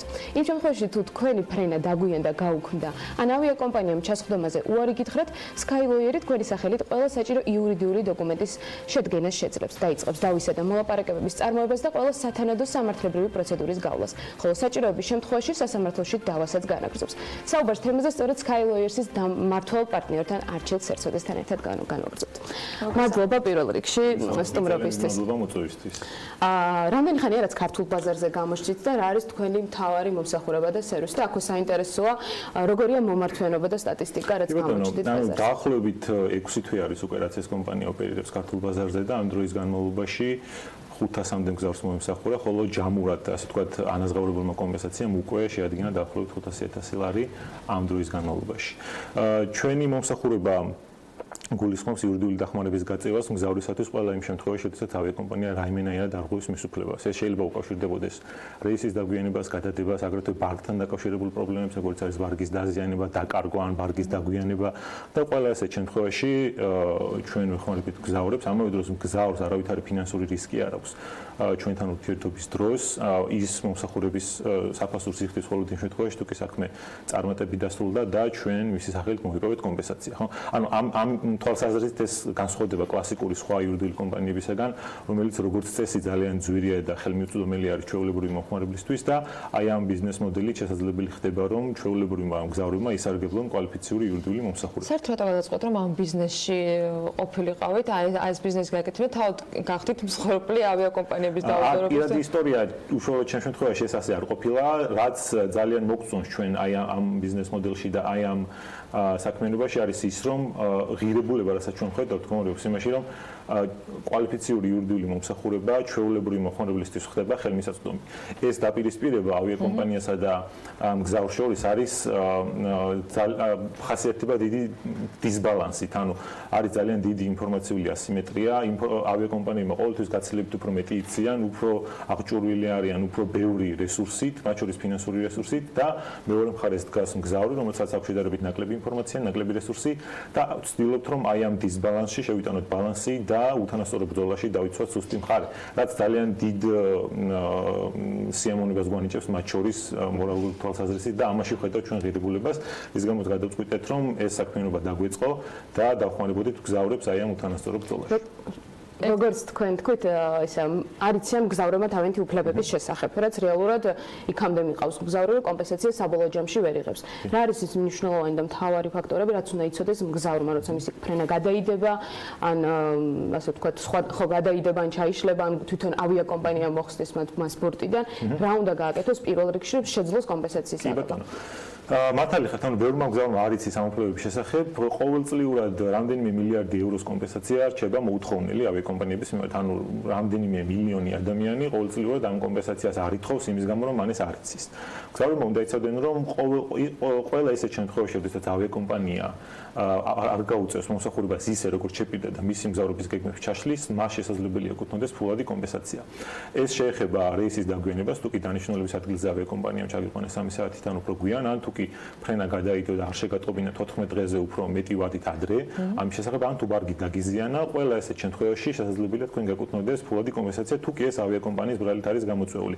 ყველა მგზავრმა უნდა გაითავისოს, რომ ყველა ის რეგულაცია, რომელიც მგზავრის უფლებებს იცავს, აღჭურვილი არის მის სულისკვეთებით, რომ დრო არის ყველაზე ძვირადღირებული და მნიშვნელოვანი რესურსი. ანუ თუ კი ავიაკომპანიამ თქვენ ეს დრო წაგართვა და მისი ბრალით დაგიგვიანა ჩაფრენა, მაგალითად შუა დღის 3 საათის ნაცვლად, როგორც შეგვიდა, თქვა დანიშნულების ადგილზე ჩაგიყვანა ღამის 1 საათზე, თქვენ მან წაგართვა დრო, რომელიც ღირს ფული, რომელსაც აქვს დიდი ღირებულება და ამის კომპენსირება უნდა მოხდეს. ეს ერთი.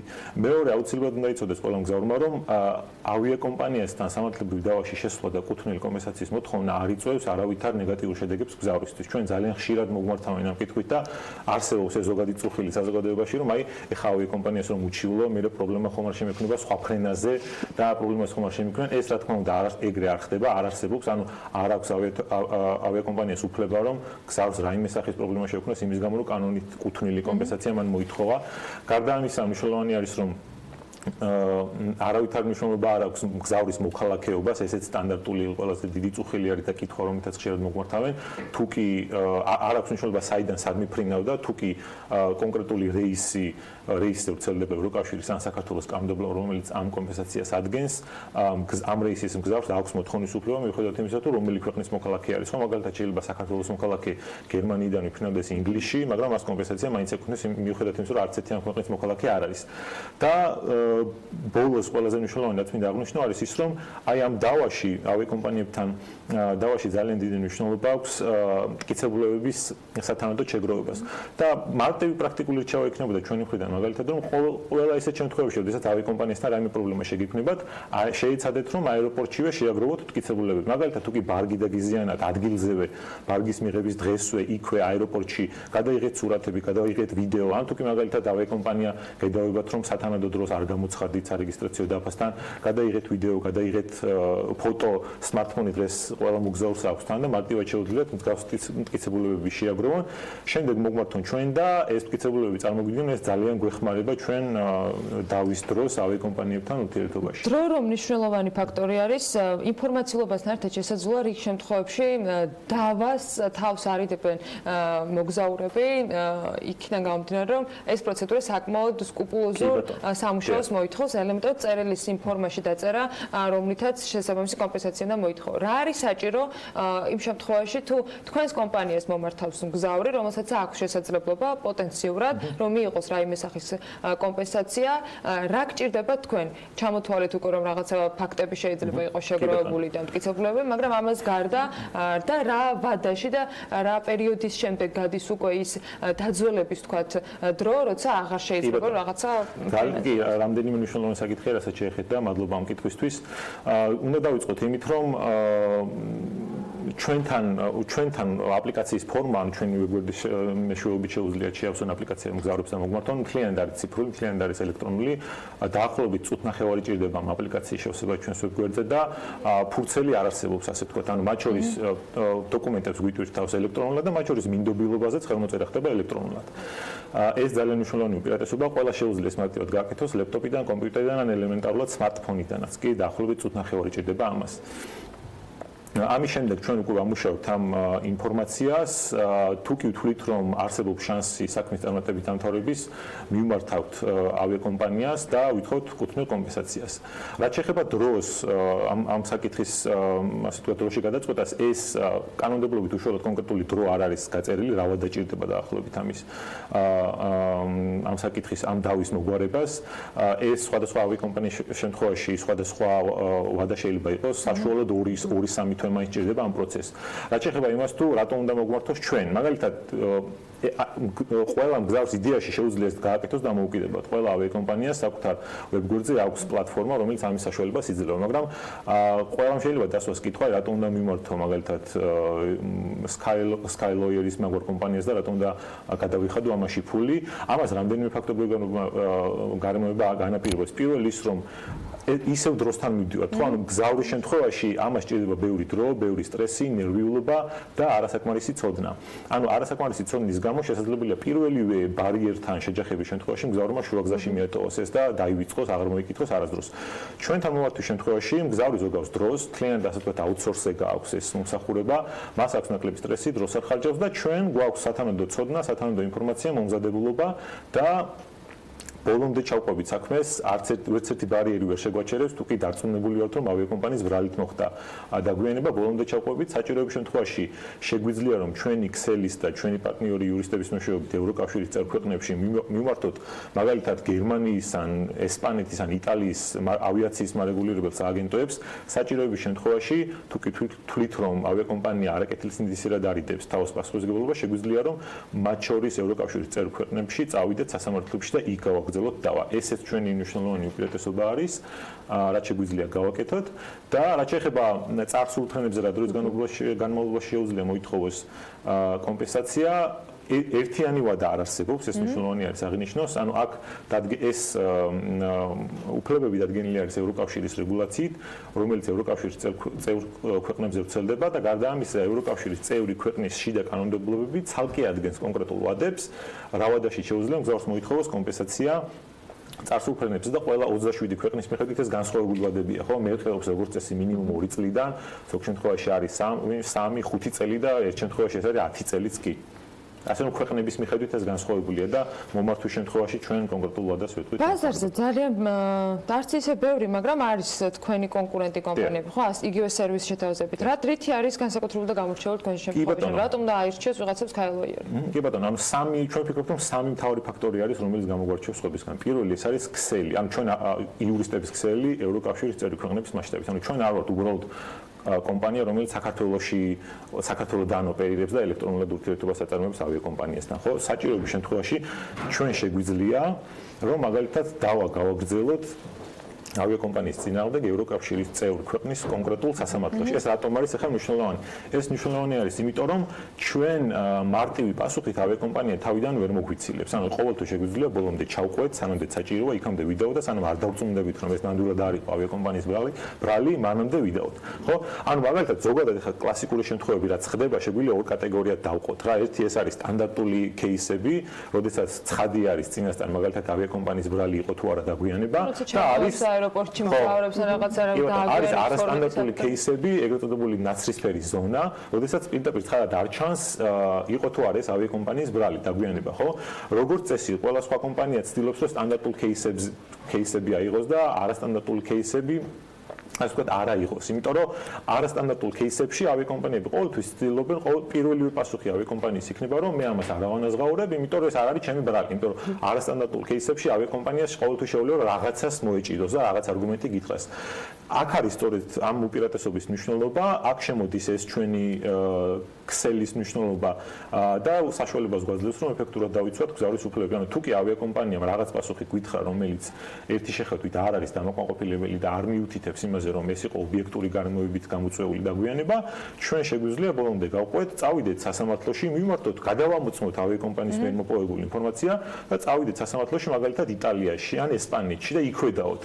ეს ძალიან მნიშვნელოვანი უპირატესობა არის, იმიტომ რომ თუ ამ ინდუსტრიაში ამის გაკეთება არ შეგიძლია, მთლიანად ხარ დამოკიდებული ავიაკომპანიის კეთილსინდისიერებაზე რა, ანუ თუ ავიაკომპანია, რომელიც თვლის, რომ მისი ბრალი იყო მართლაც აქთან ხვდა პირველი ურთიერთობის დროს და აგინაზღაურა, კი ბატონო, თორე თუ ავიაკომპანია არ კეთილსინდისიერებას ცდილობს თავი არიდოს პასუხისმგებლობას, გიწევს რომ იდაო და ეს უნდა შეგიძლოს. მეორე უპირატესობა ეს არის ფასი, ანუ დაახლოებით ეს მერყეობს ჩვენი ფასი 20-დან 25%-მდე, რომელიც იმის გათვალისწინებით, რომ ჩვენ ვართ ქსელი და გვაქვს კვალიფიციური იურიდიული მომსახურება, არის ძალიან მისაღები ფასი და მესამე და ყველაზე მნიშვნელოვანი ჩვენთან ურთიერთობა არის ძალიან ციფრული, ანუ ძალიან მარტივი და user friendly webგვერდი გვაქვს, რომლის მეშვეობითაც შეუძლია მგზავრს მოგვართოს, ყველაფერი ხდება ელექტრონულად, არ არის გარეული საქმეში ფურცელი, მგზავრს არ ჭირდება რომ რაღაც ამობეჭდოს, ნდობილობა ხელი მოეწეროს და გვისკანოს და მთლიანად ყველა შეუძლია ელექტრონულად, ძალიან მარტივად, მათ შორის smartphone-ით დაახლოებით წუთნახევარში მოგვართოს და გამოგიზავნოს ინფორმაცია, შემდეგ უკვე ჩვენ ამას დავამუშავებთ. ეს სამი ფაქტორი არის, რომელიც ჩვენი აზრით განგვასხვავებს ხლებისგან. რა ხდება იმ შემთხვევაში, ან თუ აქვს კომპანიას თუნდაც რესურსი, რომ თქვა, ჩემი ფრენა არა საქართველოში, არამედ მაგალითად უცხოეთში, რომელიმე ქვეყანაში გადაიდო, ან დაგვიანდა ან ასე შემდეგ. ამ შემთხვევაში არის თუ არა რესურსი თუ ადგილზე რომელიმე ქვეყანაში თუ ყავთ წარმომადგენელი. დიახ, რა თქმა უნდა, ჩვენ დაახლოებით უკვე ამ ქსელის მშენებლობა დაფუძნების დღიდანვე დაიწყო კომპანიამ და უკვე დაახლოებით 10 ქვეყანაში, ანუ ევროკავშირის 10 წევრ ქვეყანაში ყავს მსგავსი ტიპის პარტნიორი იურისტები, რომელთანაც უკვე შეთანხმება არის გაფორმებული და ამ წლის გეგმა არის, რომ ჩვენ მთლიანად მოვიცვათ ევროკავშირის ყველა წევრი ქვეყანა და ყველა წევრ ქვეყანაში შეგვეძლოს საქმესადმი ბოლომდე მიყოლა და საჭიროების შემთხვევაში ყველა სამართლებრივი პროცედურების დაწყება და ბოლომდე მიყვანა. ეს არის ამ წლის გეგმა, ანუ ეხლა ამ პროცესში ვართ, რომ ეს ქსელი გავაფართოვოთ და ეს ძალიან მნიშვნელოვანი უპირატესობა. ამის გარეშე რეალურად ეფექტური დაცვა შეუძლებელი არის მგზავრის უფლებების. დარწმუნებული ვარ, მაყურებელსაც აინტერესებს, რაზე არის დამოკიდებული კონკრეტულად კომპენსაციის რაოდენობა და მაქსიმუმ მაგალითად ერთი ფრენა რა ამხელა კომპენსაციის რაოდენობა დამოკიდებული არის ფრენის მანძილზე, გაფრენისა და ჩაფრენის აეროპორტებს შორის. ანუ სამი სტანდარტული კატეგორია არის დადგენილი, ეს არის 250 евро, 400 евро ან 600 евро. აქედან ერთ-ერთი შეიძლება გეკუთვნოდეს იმის მიხედვით თუ რა მანძილი იყო გაფრენის პრაიზზე ჩაფრენის აეროპორტებს შორის, ანუ 1500 კილომეტრზე ნაკლები თუ იყო გეკუთვნის 250 евро, 1500-დან 3500 კილომეტრამდე კატეგორიაში გეკუთვნის 400 евро და 3500-ზე მეტი თუ იყო მანძილი გეკუთვნის 600 евро. ეს არის მარტო კომპენსაცია, ცალკე არის ზიანის ანაზღაურება, თუ კი რაიმე მსგავსი ტიპის ზიანი მოგადგათ, მაგალითად ხშირად ხდება შემთხვევებსაც ავიაკომპანიამ ფრენა გადაგიდოთ, თქვენ გიწევთ სხვა ბილეთის ყიდვა, იმისათვის რათა დანიშნულების ადგილზე ჩაფრინდეთ და ასეთ შემთხვევაში თქვენ გარდა კომპენსაციისა უფლება გაქვთ რომ მოითხოვოთ აგრეთვე ზიანი, რაც გამოიხატება თქვენს მიერ დამატებით გაწეულ ხარჯში, ხო, ბილეთის საფასური, აგრეთვე თუ კი სასტუმროს ხარჯის გაღება მოგიწიათ, კვების ხარჯის გაღება მოგიწიათ, ყველა ეს ჩეკი მტკიცებულება მგზავრმა უნდა შეინახოს, მოგმართოს ჩვენ და შემდეგ ჩვენ მათ შორის ზიანის ანაზღაურებასაც მოვითხოვთ.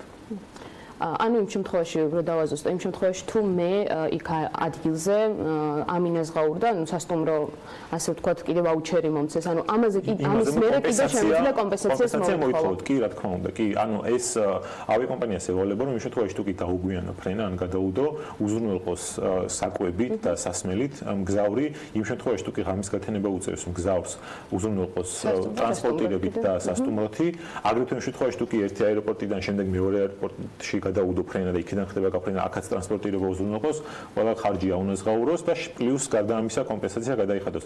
ანუ კიდევ ერთხელ ხაზი, კომპენსაცია ეს არის დროის ანაზღაურება, დაკარგული დროის კომპენსაცია რა, დრო რაც არის ყველაზე მნიშვნელოვანი რესურსი, ხო? ანუ მიუხედავად იმისა, რომ კვება, სასტუმრო და ტრანსპორტირება ავიაკომპანიამ აგინაზღაურათ, დრო რომლითაც თქვენ დაგაგვიანათ დანიშნულების ადგილზე ჩაფრენა, ეს არის მოუბრუნებადი რესურსი, ხო? მას დაკარგულ დროს ვერავინ ვერ აგინაზღაურებს და ამის ერთ-ერთი ეკვივალენტი შეიძლება იყოს ფულადი ანაზღაურება. ასე რომ ნებისმიერი სხვა ხარჯი ცალკე კომპენსაციას ექვემდებარება, ხოლო დრო, რომელიც კომპანიამ წაგართვათ, ასე ვთქვათ, ცალკე კომპენსაციას ექვემდებარება და ეს არ არის დამოკიდებული სხვა ზიანის ანაზღაურებაზე. სამომავლო გეგმებზეც მინდა გკითხოთ, მომავალში როგორ აპირებთ, როგორც ვიცი, დიდი გეგმები გაქვთ. კი ბატონო, ანუ დაფუძნების დღიდანვე ამ კომპანიის მიზანი იყო, რომ გახდეს საერთაშორისო, ანუ ჩვენი მიზანი არ არის, რომ მხოლოდ ქართულ ბაზარზე ხდებოდეს ოპერირება და აქ შევიდეთ კონკურენციაში. ჩვენ გვაქვს ამბიციური გეგმა, რომ ეს გახდეს გლობალური მოთამაშე და კონკურენციაში შევიდეთ გლობალურ კონკურენტებთან, რომლებიც მუშაობენ საერთაშორისო ბაზრებზე და ამისათვის უკვე კონკრეტული ნაბიჯებიც გვაქვს გადადგმული, მაგალითად უკვე გაზაფხულზე ჩვენ ჩაუშვებთ ცალკე პლატფორმას, ცალკე ვებგვერდს, რომელიც მოიმსახურება რუსულენოვან ბაზრებს, თითქოს პოსტსაბჭოთა სივრცის რუსულენოვან ბაზრებს და რუსულენოვან მომხმარებლებს და ეს არის ამ წლის გეგმა, რომელსაც ჩვენ გეგმავთ, მოგვიანებით უკვე აუცილებლად ცალკე ჩაიშვება ინგლისურენოვანი მომხმარებლებისთვის ცალკე პლატფორმა და ანუ ყველა ბაზარზე, სადაც ეს კომპანია გავა, ჩვენ გვექნება ინდივიდუალური მიდგომა, ინდივიდუალური პლატფორმები, ცალკე ასე ვთქვათ სისტემა მომხმარებელთან ურთიერთობის, მომხმარებლის მოზიდვის და აუცილებლად ეს კომპანია გაფართოვდება. ამ წლის გეგმებში აგრეთვე შევიდეს ჩვენი იურისტების ქსელის და პარტნიორების გაფართოვება ევროკავშირის მასშტაბით და რუსულენოვან ბაზარზე მუშაობის დაწყება. გარდა ამისა, მეორე ამბიციური გეგმა, რაც ჩვენ გვაქვს, ეს მდგომარეობს საქართველოში მსგავსი ტიპის პრაქტიკის განვითარება, ხო? ან მაგალითად ჩვენ საქართველოში გვაქვს დაახლოებით იგივე ტიპის რეგულაცია, რომელიც არის ევროკავშირში, მაგრამ ერთი მნიშვნელოვანი განსხვავება არის. ევროკავშირში გარდა იმისა, რომ არსებობს რეგულაცია, აგრეთვე არსებობს მნიშვნელოვანი პრეცედენტული სასამართლო გადაწყვეტილებები, რომელიც მიიღო ECJ-მ, ევროკავშირის მართლმსაჯულების სასამართლომ და ეს პრეცედენტები კიდევ უფრო მაღალ სტანდარტს ადგენენ მგზავრის უფლებების დაცვის, ხო? ანუ განმარტავენ არსებულ რეგულაციას და კიდევ უფრო მაღალ სტანდარტებს ადგენენ. საქართველოში რეგულაცია გვაქვს მსგავსი ტიპის, მაგრამ პრეცედენტები ქართულ სასამართლოში არ არის. ესეც ჩვენი ამბიციური გეგმა არის, რომ საქართველოში დავამკვიდროთ, სასამართლოში წავიღოთ საქმეები და სასამართლოში დავამკვიდროთ მსგავსი ტიპის პრეცედენტი, როგორც არის ევროკავშირში, რათა საქართველოს თავაზობდეს ქართული აეროპორტები და ქართული ავიაკომპანიებით მოსარგებლე მგზავრებს იგივე დაცვის სტანდარტებს, როგორც არის დადგენილი ევროკავშირში. ზემოდება უნდა უსურვოთ უკვე და დავასრულოთ ჩვენი საუბარი. მადლობა იმისთვის, რომ ასეთი ამოწრავი ინფორმაცია მოგვაწოდეთ. არჩილთ ცოდეთ კომპანიას Kailoveris მართულ პარტნიორს მასპინძლობდით საქმიანი დილაში. ნანუკა ჯოხაძესთან ერთად მცირე სარეკლამო პაუზა გველოდება, თუმცა იქამდე გადავხედოთ ამინდის პროგნოზს, როგორი ამინდი იქნება საქართველოს მასშტაბით უქმეებზე.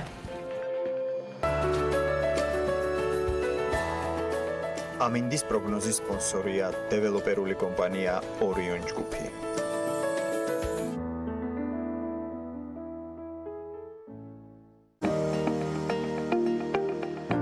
ამინდის პროგნოზის სპონსორია სადაზღვევო კომპანია უნისონი. თავისუფალი დაზღვევა თქვენი სიმშვიდისათვის.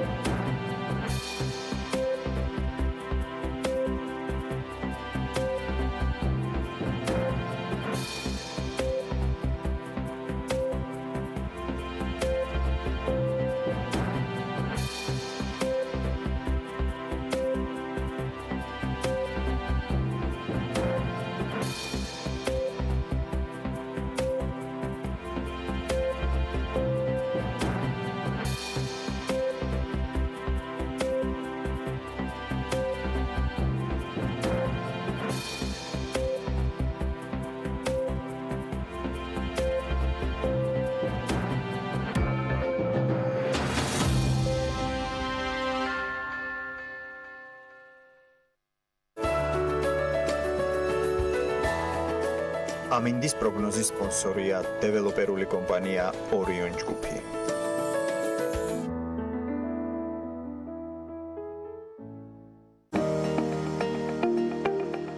ამინდის პროგნოზის სპონსორია სადაზღვევო კომპანია უნისონი. თავისუფალი დაზღვევა თქვენი სიმშვიდისათვის.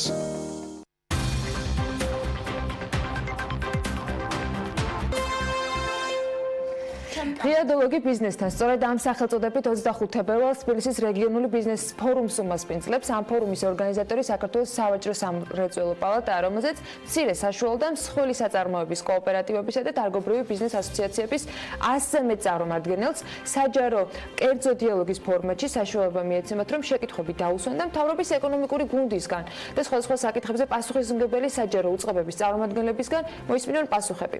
რაც ემსახურება ეს შეხვედრა და როგორია მოლოდინები ამ საკითხზე სასაუბრად სტუდიაში მარიამ ადამიანთან ერთად ჩვენი შემდეგი სტუმარი გვერდება. მარიამ, დილამშვიდობის. ანა, ვიდრე ნინო ჩიქოვანს, საქართველოს სავაჭრო სამრეწველო პალატის პრეზიდენტთან საუბარს განვაგრძობ, ფორუმში მონაწილეობით დაინტერესებული ადამიანებისთვის ვიტყვი, რომ ღია დიალოგის პლატფორმის გამოყენებით, ასევე აუდიტორიას საშუალება ექნება ისაუბრონ რეგიონებში ბიზნესთან მიმართებაში არსებულ გამოწვევებზე. ფორუმს დაესწრება პრემიერ-მინისტრი, რეგიონული განვითარებისა და ინფრასტრუქტურის მინისტრი, ფინანსთა და ეკონომიკის მინისტრები, გარემოს დაცვისა და სოფლის მეურნეობის მინისტრებთან ერთად. რა საკითხების განხილვა არის დაგეგმილი და რა აქტივობებია ჩანიშნული დეტალებს უკვე ნინო ჩიქოვანი გვეტყვის. დილამშვიდობისა, მადლობა რომ გვინდა ჩვენთან ერთად ხართ. დავიწყოთ მთავარი თემატიკით. რა თემატიკის განხილვა არის დღის წესრიგში ჩანიშნული და რა საკითხებს განიხილავენ? დილამშვიდობის, მადლობას მოგახსენებთ მოწვევისთვის.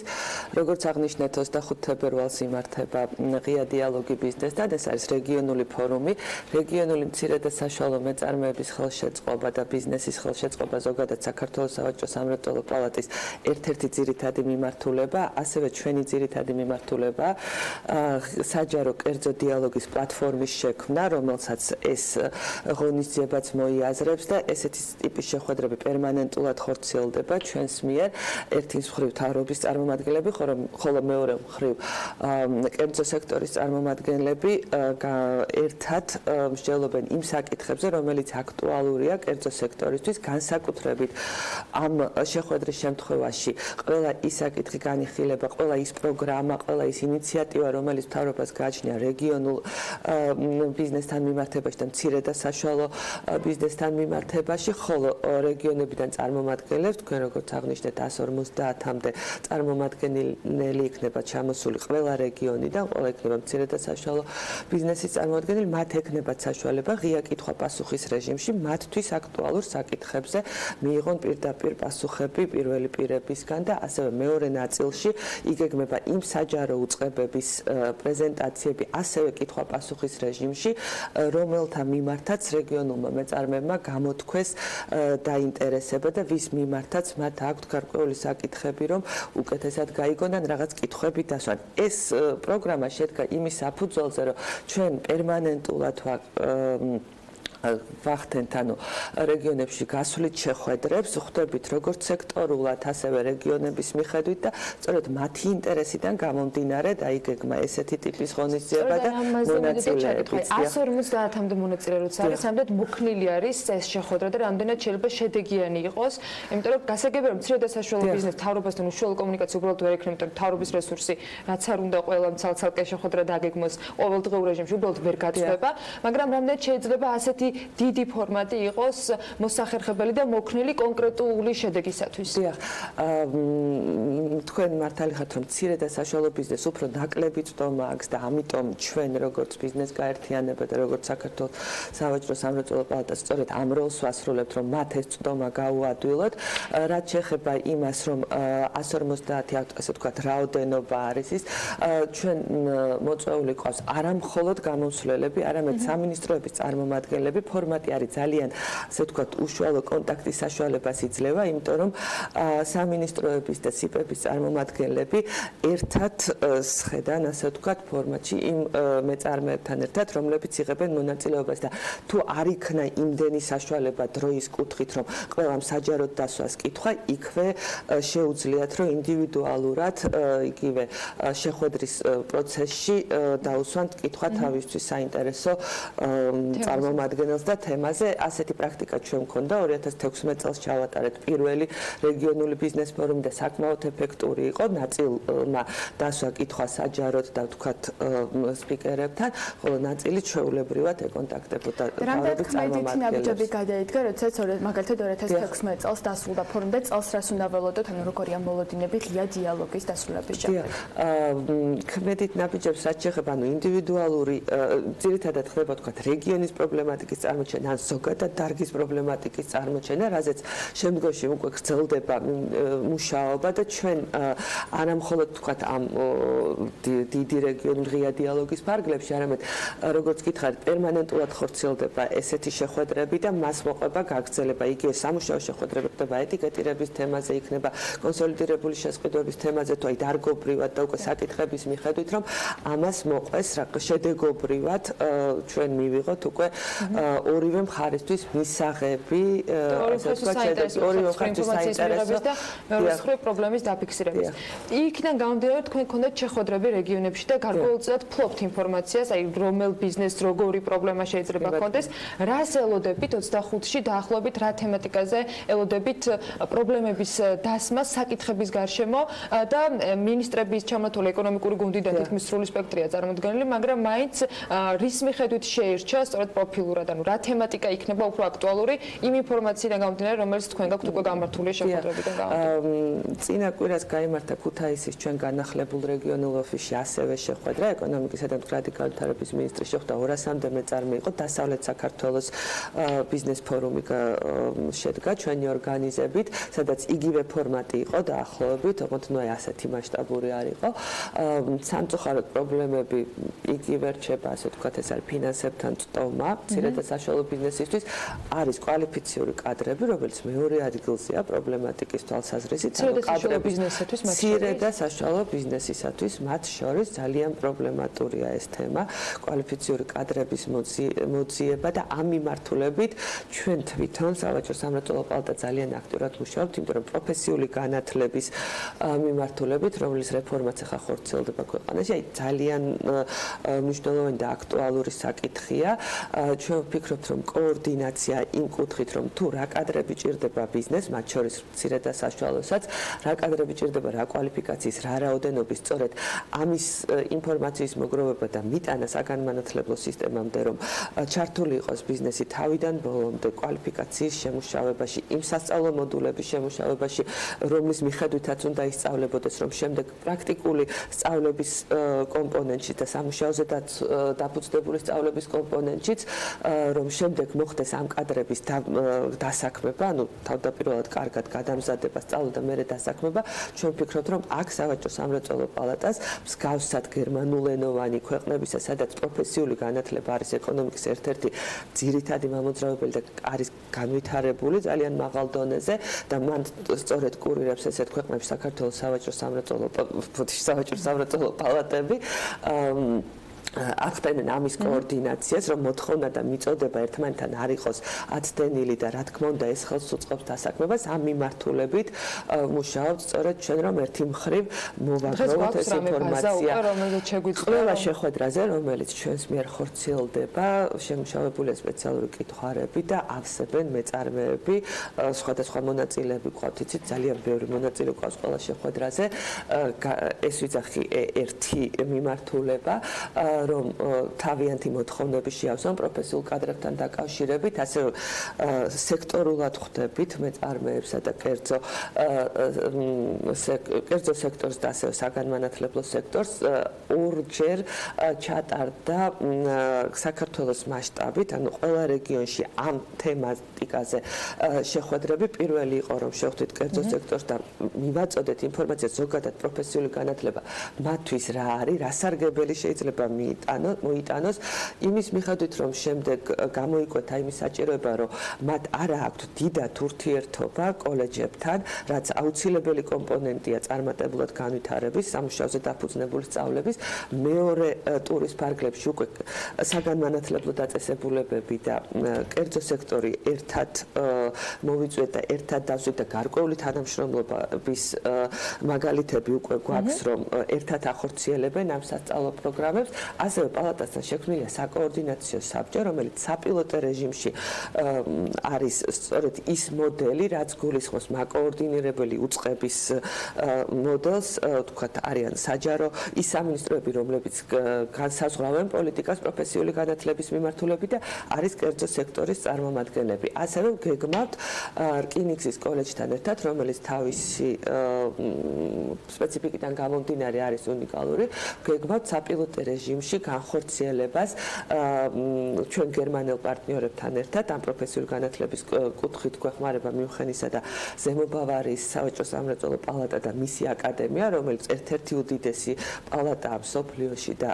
აკადემიაც ასევე ძალიან მასშტაბური აქვს. რკინიგზის კოლეჯთან ერთად გვეგმავთ საპილოტედ იმ ტიპის გამოცდის ჩატარება, სადაც ჩართული იქნება როგორც დარგის სპეციალისტები, კერძო სექტორის წარმომადგენლებიც და თანამშრომლობთ ასევე იქნებიან მოწვეული ექსპერტები Deutsche Bahn-დან, ანუ გერმანიის რკინიგზიდან და ვფიქრობთ, რომ ეს იქნება ძალიან კარგი მაგალითი იმ მოდელის განხორციელების, როგორც ზოგადად სხვა სფეროებში და სხვა მიმართულებით შემდეგ. თქვენ ახსენეთ ქუთაისში მსგავსი ფორმატის ფორუმის ჩატარება. სხვა რეგიონებშიც თუ იგეგმება გარდა თბილისისა? იგეგმება ფორუმების ჩატარება, ასევე ჩვენ გეგმავთ ძალიან მნიშვნელოვანია ის, რომ საქართველოს რეგიონებში მცირე და საშუალო მეწარმეებმა იცოდნენ ერთმანეთის შესახებ. გვინდა ჩატარება არა მხოლოდ რეგიონული ფორუმების, ასევე რეგიონული გამოფენების და მოიძიე პარტნიორი საქართველოში, იმიტომ რომ ხშირად წავაწყდით შეხვედრების დროს აი სწორედ ამ საკითხს, რომ შეიძლება ერთი და იგივე რეგიონშიც ინფორმაცია ერთმანეთის შესახებ არ ქონდეს კომპანიებს და ჩვენი შეხვედრების დროს მოხდა მაგალითად დაკავშირება, ერთი აწარმოებს რაღაცას, მეორეს აქ მომსახურება, ერთმანეთი ჭირდებათ, ეძებენ და ჩემთვისაც გასაკვირი იყო, რომ ხშირად შეიძლება არ იყოს ინფორმაცია და კომუნიკაცია და მით უმეტეს, როდესაც რეგიონსა და რეგიონს შორის ხდება და ამ კუთხით ვფიქრობთ, რომ ამ წელიწადში დაიგეგმება როგორც დასავლეთ საქართველოში, ისე აღმოსავლეთ საქართველოში ეს რეგიონ შორისი გამოფენები და ფორუმები.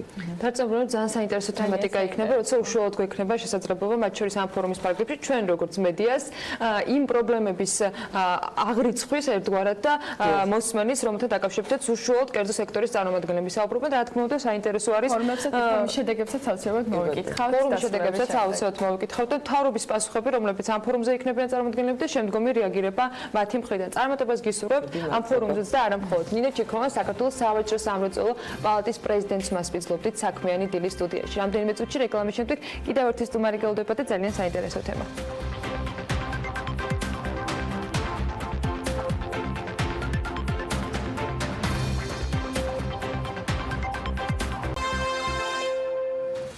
საქმიანის ეთერში ბექაპაციკაძე შემოგვიერთდა და ჩვენ შემდეგ სტუმართან ვისაუბრებთ იმ სიახლეებზე, რომელიც მერიისგან თბილისის საკრებულოს რამდენიმე დღეში საბოლოოდ ჩასწორებული უნდა გაეგზავნოს და მარტის შუა რიცხვებში შესაბამისად დამტკიცდეს. საუბარია თბილისის მიწათსარგებლობის გენერალურ გეგმაზე და კოეფიციენტთან დაკავშირებულ ცვლილებაზე. მშვიდობის, რამდენიმე წლიანი განხილვის შემდეგ დედაქალაქის გენერალური გეგმის საბოლოო ვარიანტი თბილისის მერის მოადგილის თქმით ბოლოს დაახლოებით 3 კვირაში დამტკიცდება. ამასთან ცვლილებები უნდა შევიდეს GRG-ს ნაწილში, რომელშიც მთავარი ცვლილება არის ის, რომ აიკრძალება კოეფიციენტის გადაჭარბება და დასრულდება თუ არა. ქალაქისთვის შეუსაბამო მშენებლობების ყბადაღებული თემა ამ გადაწყვეტით და რა საბოლოო კორექტივები შევიდა გენერალურ გეგმაში. ამაზე ვისაუბრებთ საქმიანი დილის შემდეგ სტუმართან, მამუკა საბუქვაძე, სიტ ინსტიტუტის საქართველოს დირექტორი გვერდება ეთერში. დილამშვიდობის ბატონო მამუკა, მადლობა რომ ხართ ჩვენი გადაცემის სტუმარი. პირველ რიგში მაინტერესებს იმას შემდეგ, რაც ბოლო ეტაპზე განიხილა გენერალური გეგმა თბილისის მერიამ, თუ ფლობთ ინფორმაციას, კიდევ რა დეტალების ჩასწორება მოხდა და უნდა ველოდოთ თუ არა სიურპრიზებს უკვე იმ ვარიანტში, რომელიც საკრებულომ საბოლოოდ უნდა განიხილოს და დაამტკიცოს. მოგესალმებით კიდევ ერთხელ იცით თქვენ რომ ცოტა გაგრძელდა მართლა მუშაობა ამ დოკუმენტთან დაკავშირებით ცოტას თუ ვიტყვით ამ სიტყვას რა თქმა უნდა მაგრამ ყველაფერი დაკავშირებული იყო იმ რეგულაციებთან რომელიც შემოდის ჩვენს ცხოვრებაში ჩვენს რეალობაში მშენებლობებთან დაკავშირებით განაშენიანებასთან დაკავშირებით და ერთ-ერთი რეგულაციის შესახებ თქვენ ძალიან კარგად მოგეხსენებათ ჩვენ ადრეც ჰქონდა გაცხადებული ეს პირველი ჩვენი რეკომენდაცია იყო კოეფიციენტების გაყიდვის შეზღუდვასთან დაკავშირებით და აი ეხლა კიდევ ერთხელ გაჟღერდა ეს თემა, მაგრამ გახსოვთ თქვენ რომ მაშინ არასრულ ყოფილად იყო ეს ყველაფერი საკრებულოს მიერ დამტკიცებული, ანუ არ იყო სრული პაკეტი. დღეს უკვე გაჟღერებულია თემა, როცა ლაპარაკი არის სრულად ყველა იმ ხრელის ამოფოლუაზე, ალბათ რომელიც ჯერ კიდევ იყო დარჩენილი კოეფიციენტის მატებასთან დაკავშირებით, ანუ ყიდვის შესაძლებლობებთან დაკავშირებით და აქედან გამომდინარე ვფიქრობ რომ ეს ძალიან კარგი ნაბიჯი არის, რა თქმა უნდა ჩვენ ამას თავიდანვე მივესალმებოდით, ჩვენი რეკომენდაცია იყო და ვფიქრობ რომ ეს რეგულაცია შეუწყობს იმას რომ ქაოტურობისგან მართლა თავი ავირიდოთ. კოეფიციენტი ყველასთვის ძალიან მარტივად გამოყენებული სიტყვა, მაგრამ მინდა რომ პირველ რიგში განმარტოთ, რას მოიცავს კოეფიციენტი და დაახლოებით რა ტერიტორიას ეხება ეს, რის მიხედვით შეიძლება დაადგინოს საკრებულომა მერიამ ის ზონები, სადაც კოეფიციენტთან დაკავშირებით ვაჭრობას მომავალში აღარ უნდა ველოდოთ. ეს პრაქტიკულად ყველა მშენებლობას შეეხება, რომელიც გარკვეულ ზონებში მიმდინარეობდა. იცით თქვენ რომ ზონებს, ფუნქციურ ზონებს აქვს თავიანთი პარამეტრები, საცხოვრებელ ზონა 1, საცხოვრებელ ზონა 2, საცხოვრებელ ზონა. აი ნორმის ზემოთ ხდებოდა შემდეგ უკვე ყიდვა მოცულობისა პრაქტიკულად, რომელიც ძირითადად სართულიანობის მომატებაში გამოიხატებოდა. და ჩვენ ამის მომსწრე ძალიან ბევრ შემთხვევაში ვართ, როდესაც რაღაც ერთნაირ განაშენიანებაში ხდება ორჯერ ან სამჯერ უფრო მაღალი შენობები, ეს სწორედ იმას ნიშნავს, რომ იქ ან ნაკიდი არის კოეფიციენტი, ანუ გადამეტებული არის ის ნორმატიული მაჩვენებელი, რომელიც თავის დროზე სწორედ კანონმდებლობით იყო განსაზღვრული. აი ამის პრაქტიკა იყო თბილისში და ეხლა რა შედეგებიც მოგვიტანა ძალიან კარგად მოგეხსენებათ. იცით თქვენ რომ ეს იყო არასწორი განაშენიანების მთავარი ასე ვთქვათ პრობლემა არის იყო კოეფიციენტი და ეს დაარეგულირებს ამ სიტუაციას. თუ არის სხვა დეტალებიც, რომელზეც ვთქვათ გენერალურს არის საუბარი და ნებართვებს რა ეშველება, რაც უკვე გაცემულია, ნაკიდია უკვე ვთქვათ ის კოეფიციენტი და გადახდილია გარკვეული თანხა. ეს ერთ-ერთი იყო, რა თქმა უნდა, ეხლა ისეთ ადგილებში, სადაც არ შეიძლებოდა განაშენიანება და იქ იყიდებოდა მიწის ნაკვეთები და შენდებოდა, რა თქმა უნდა, ეს ცალკე თემა არის და ამაზე ჩვენ არაერთხელ გვისაუბრია. ეხლა რაც შეეხება ძველ გაცემულ ნებართვებს, ეს უკვე იურიდიული საკითხები არის, ამაზე მერიაც იცით თქვენ, მერიის პასუხიც რომ საკმაოდ რთული იქნება უკან მოტრიალება და თქვა გარკვეული კორექტივების შეტანა ამასთან დაკავშირებით ან აკრძალვა, თუმცა მე მაინც მგონია, რომ გარკვეული მექანიზმები მერიამ უნდა გამონახოს ამ შემთხვევაში თუნდაც მოლაპარაკების გზით ან დარწმუნების გზით ან შეთანხმების გზით რომ იქ სადაც მართლაც ეს გადაჭარბება ძალიან თვალსაჩინოა და ძალიან აშკარაა არ მოხდეს მსგავსი რამ. დიახ, კიდევ ერთი საკითხი. პარლამენტი მუშაობს კანონპროექტზე, რომელიც მწვანე, ეგრეთ წოდებული მწვანე ხაზების შემოღებას გულისხმობს სკვერებში და პარკებში. აღარ შეიძლება მშენებლობა იქ მწვანე ხაზებში მოექცევა ეს ტერიტორიები და იქ კაპიტალური მშენებლობები აიკრძალება. რამდენად მიღებული პრაქტიკაა რა, რას ნიშნავს ზოგადად, რომ განვიმარტოთ რა ფორმით შეიძლება მიიღოს კანონპროექტის. ალბათ 10 წელში ვერ იქნება, ბოდიში ფიქრობ და დავამატო 10 წელში ვერ იქნება გენერალურ გეგმასთან ეს სიახლე, მაგრამ უნდა ველოდოთ თუ არა რომ რაიმე ფორმით გადაკვეთა მოხდეს გენერალური გეგმით გათვალისწინებული პროექტებისა ამ კანონთან შესაბამისობაში. აუცილებლად, რა თქმა უნდა, ის რომ კანონმდებლობა არ არსებობდა და აუცილებლად მისაღები იყო ურბანული გამწვანების კუთხით, ამაზე პირადად მე ვსაუბრობ დაახლოებით 10 წლების განმავლობაშია უკვე ეს ნამდვილად ესე იყო და ნამდვილად ჭირდება ამ საკითხის გამოსწორება. საუბარი ხშირად ყოფილა, რაღაცა ორგანიზებაც ყოფილა, რაღაცა ჯგუფებისა, მაგრამ წინ სამწუხაროდ საკითხი ვერ წავიდა. ძალიან კარგია თუ ამას ძალიან სერიოზულად მოკიდებენ ხელს და ურბანული გამწვანებისთვის კანონმდებლობა შეიქმნება, ეს ნამდვილად მნიშვნელოვანია, მაგრამ არის უამრავი საკითხი, რომელიც მხოლოდ კოორდინატებით არ შემოიფარგლება, რა თქმა უნდა, კოორდინატებით განსაზღვრის ამა თუ იმ გამწვანებული ტერიტორიისა. მათი კატეგორიები, სტატუსები, რეჟიმები, სად რის მშენებლობა შეიძლება, რაღაც გარკვეულ ტერიტორიებზე მართლა არაფრის მშენებლობა არ შეიძლება. ეხლა დიდ საპარკო ზონებში რაღაცის მშენებლობა როგორ არ შეიძლება, უნდა შეიძლებოდეს კიდევაც და ასეც არის შესაძლებელი, რომ თქვათ იგივე კვების ობიექტი იქნება თუ რაღაცა, რაც ადამიანს ხელს შეუწყობს, რომ 24 საათის განმავლობაში თუ უნდა იმ საპარკო ზონაში დასვენება, მას უნდა კონდეს ამის საშუალება, რომ ქალაქის მეორე ბოლოში არ წავიდეს, თქვათ კვების ობიექტისთვის და ასე შემდეგ და ასე შემდეგ. ანუ ეს ძალიან ესეთი სკრუპულოზული საკითხი არის, რომელსაც ჭირდება შესწავლა, თუმცა მესმის, რომ ჩვენ ისეთ პერიოდში ვიმყოფებით და არაერთხელ ყოფილა მსგავსი პერიოდი, როცა რაღაც რადიკალური გადაწყვეტილებებით შემოვდივართ ხოლმე, თუმცა მე დარწმუნებული ვარ, რომ ალბათ ის ჯგუფი, რომელიც იმუშავებს ამ თემაზე, დახვეწავს და რაღაცნაირად მოარგებს იმ რეალობას, რომელიც არსებობს გამწვანებულ ტერიტორიებთან დაკავშირებით და კიდევ ერთი, აუცილებლად ყველა ქალაქში ჩასატარებელია სასწრაფოდ გამწვანების ინვენტარიზაცია, გამწვანებული ტერიტორიების ინვენტარიზაცია. ამის გარეშე არავითარი კანონპროექტი არ იმოქმედებს, არავითარი კანონი არ იქნება რეალურად რაღაცა ძალის მქონე ინვენტარიზაცია, რომ ჩვენ ვიცოდეთ რა გაგვაჩნია, რის დაცვას ვაპირებთ და კიდევ ერთხელ ვიმეორებ, განისაზღვროთ მათი სტატუსი, კატეგორიები, ასე შემდეგ და ასე შემდეგ. ეს ინვენტარიზაცია თბილისშიც არ არის, ხო ჩატარებული, როგორც ვიცით?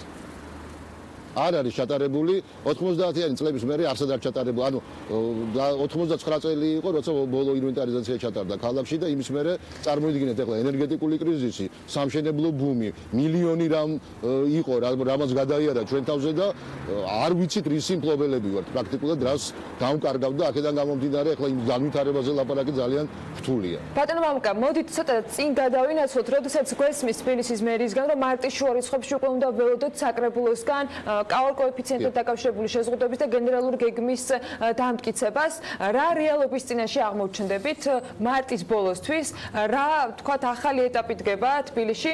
კიდევ ერთხელ მინდა რომ ჩვენს მაყურებელს უთხრათ, რა შეზღუდვებს ან ნებართვებს ან გადანაწილებას სთავაზობს ის გეგმა, რომლითაც უკვე უნდა ვიხემძღვანელოთ შეიძლება ითქვას მარტის ბოლოდან. ძალიან დიდი თემა არის ახლა სალაპარაკოთ ნამდვილად და ჩვენ ალბათ ვერ მოვასწრებთ ძალიან მოკლე ხანში ამის ჩამოყალიბებას აი ამ ფორმატში.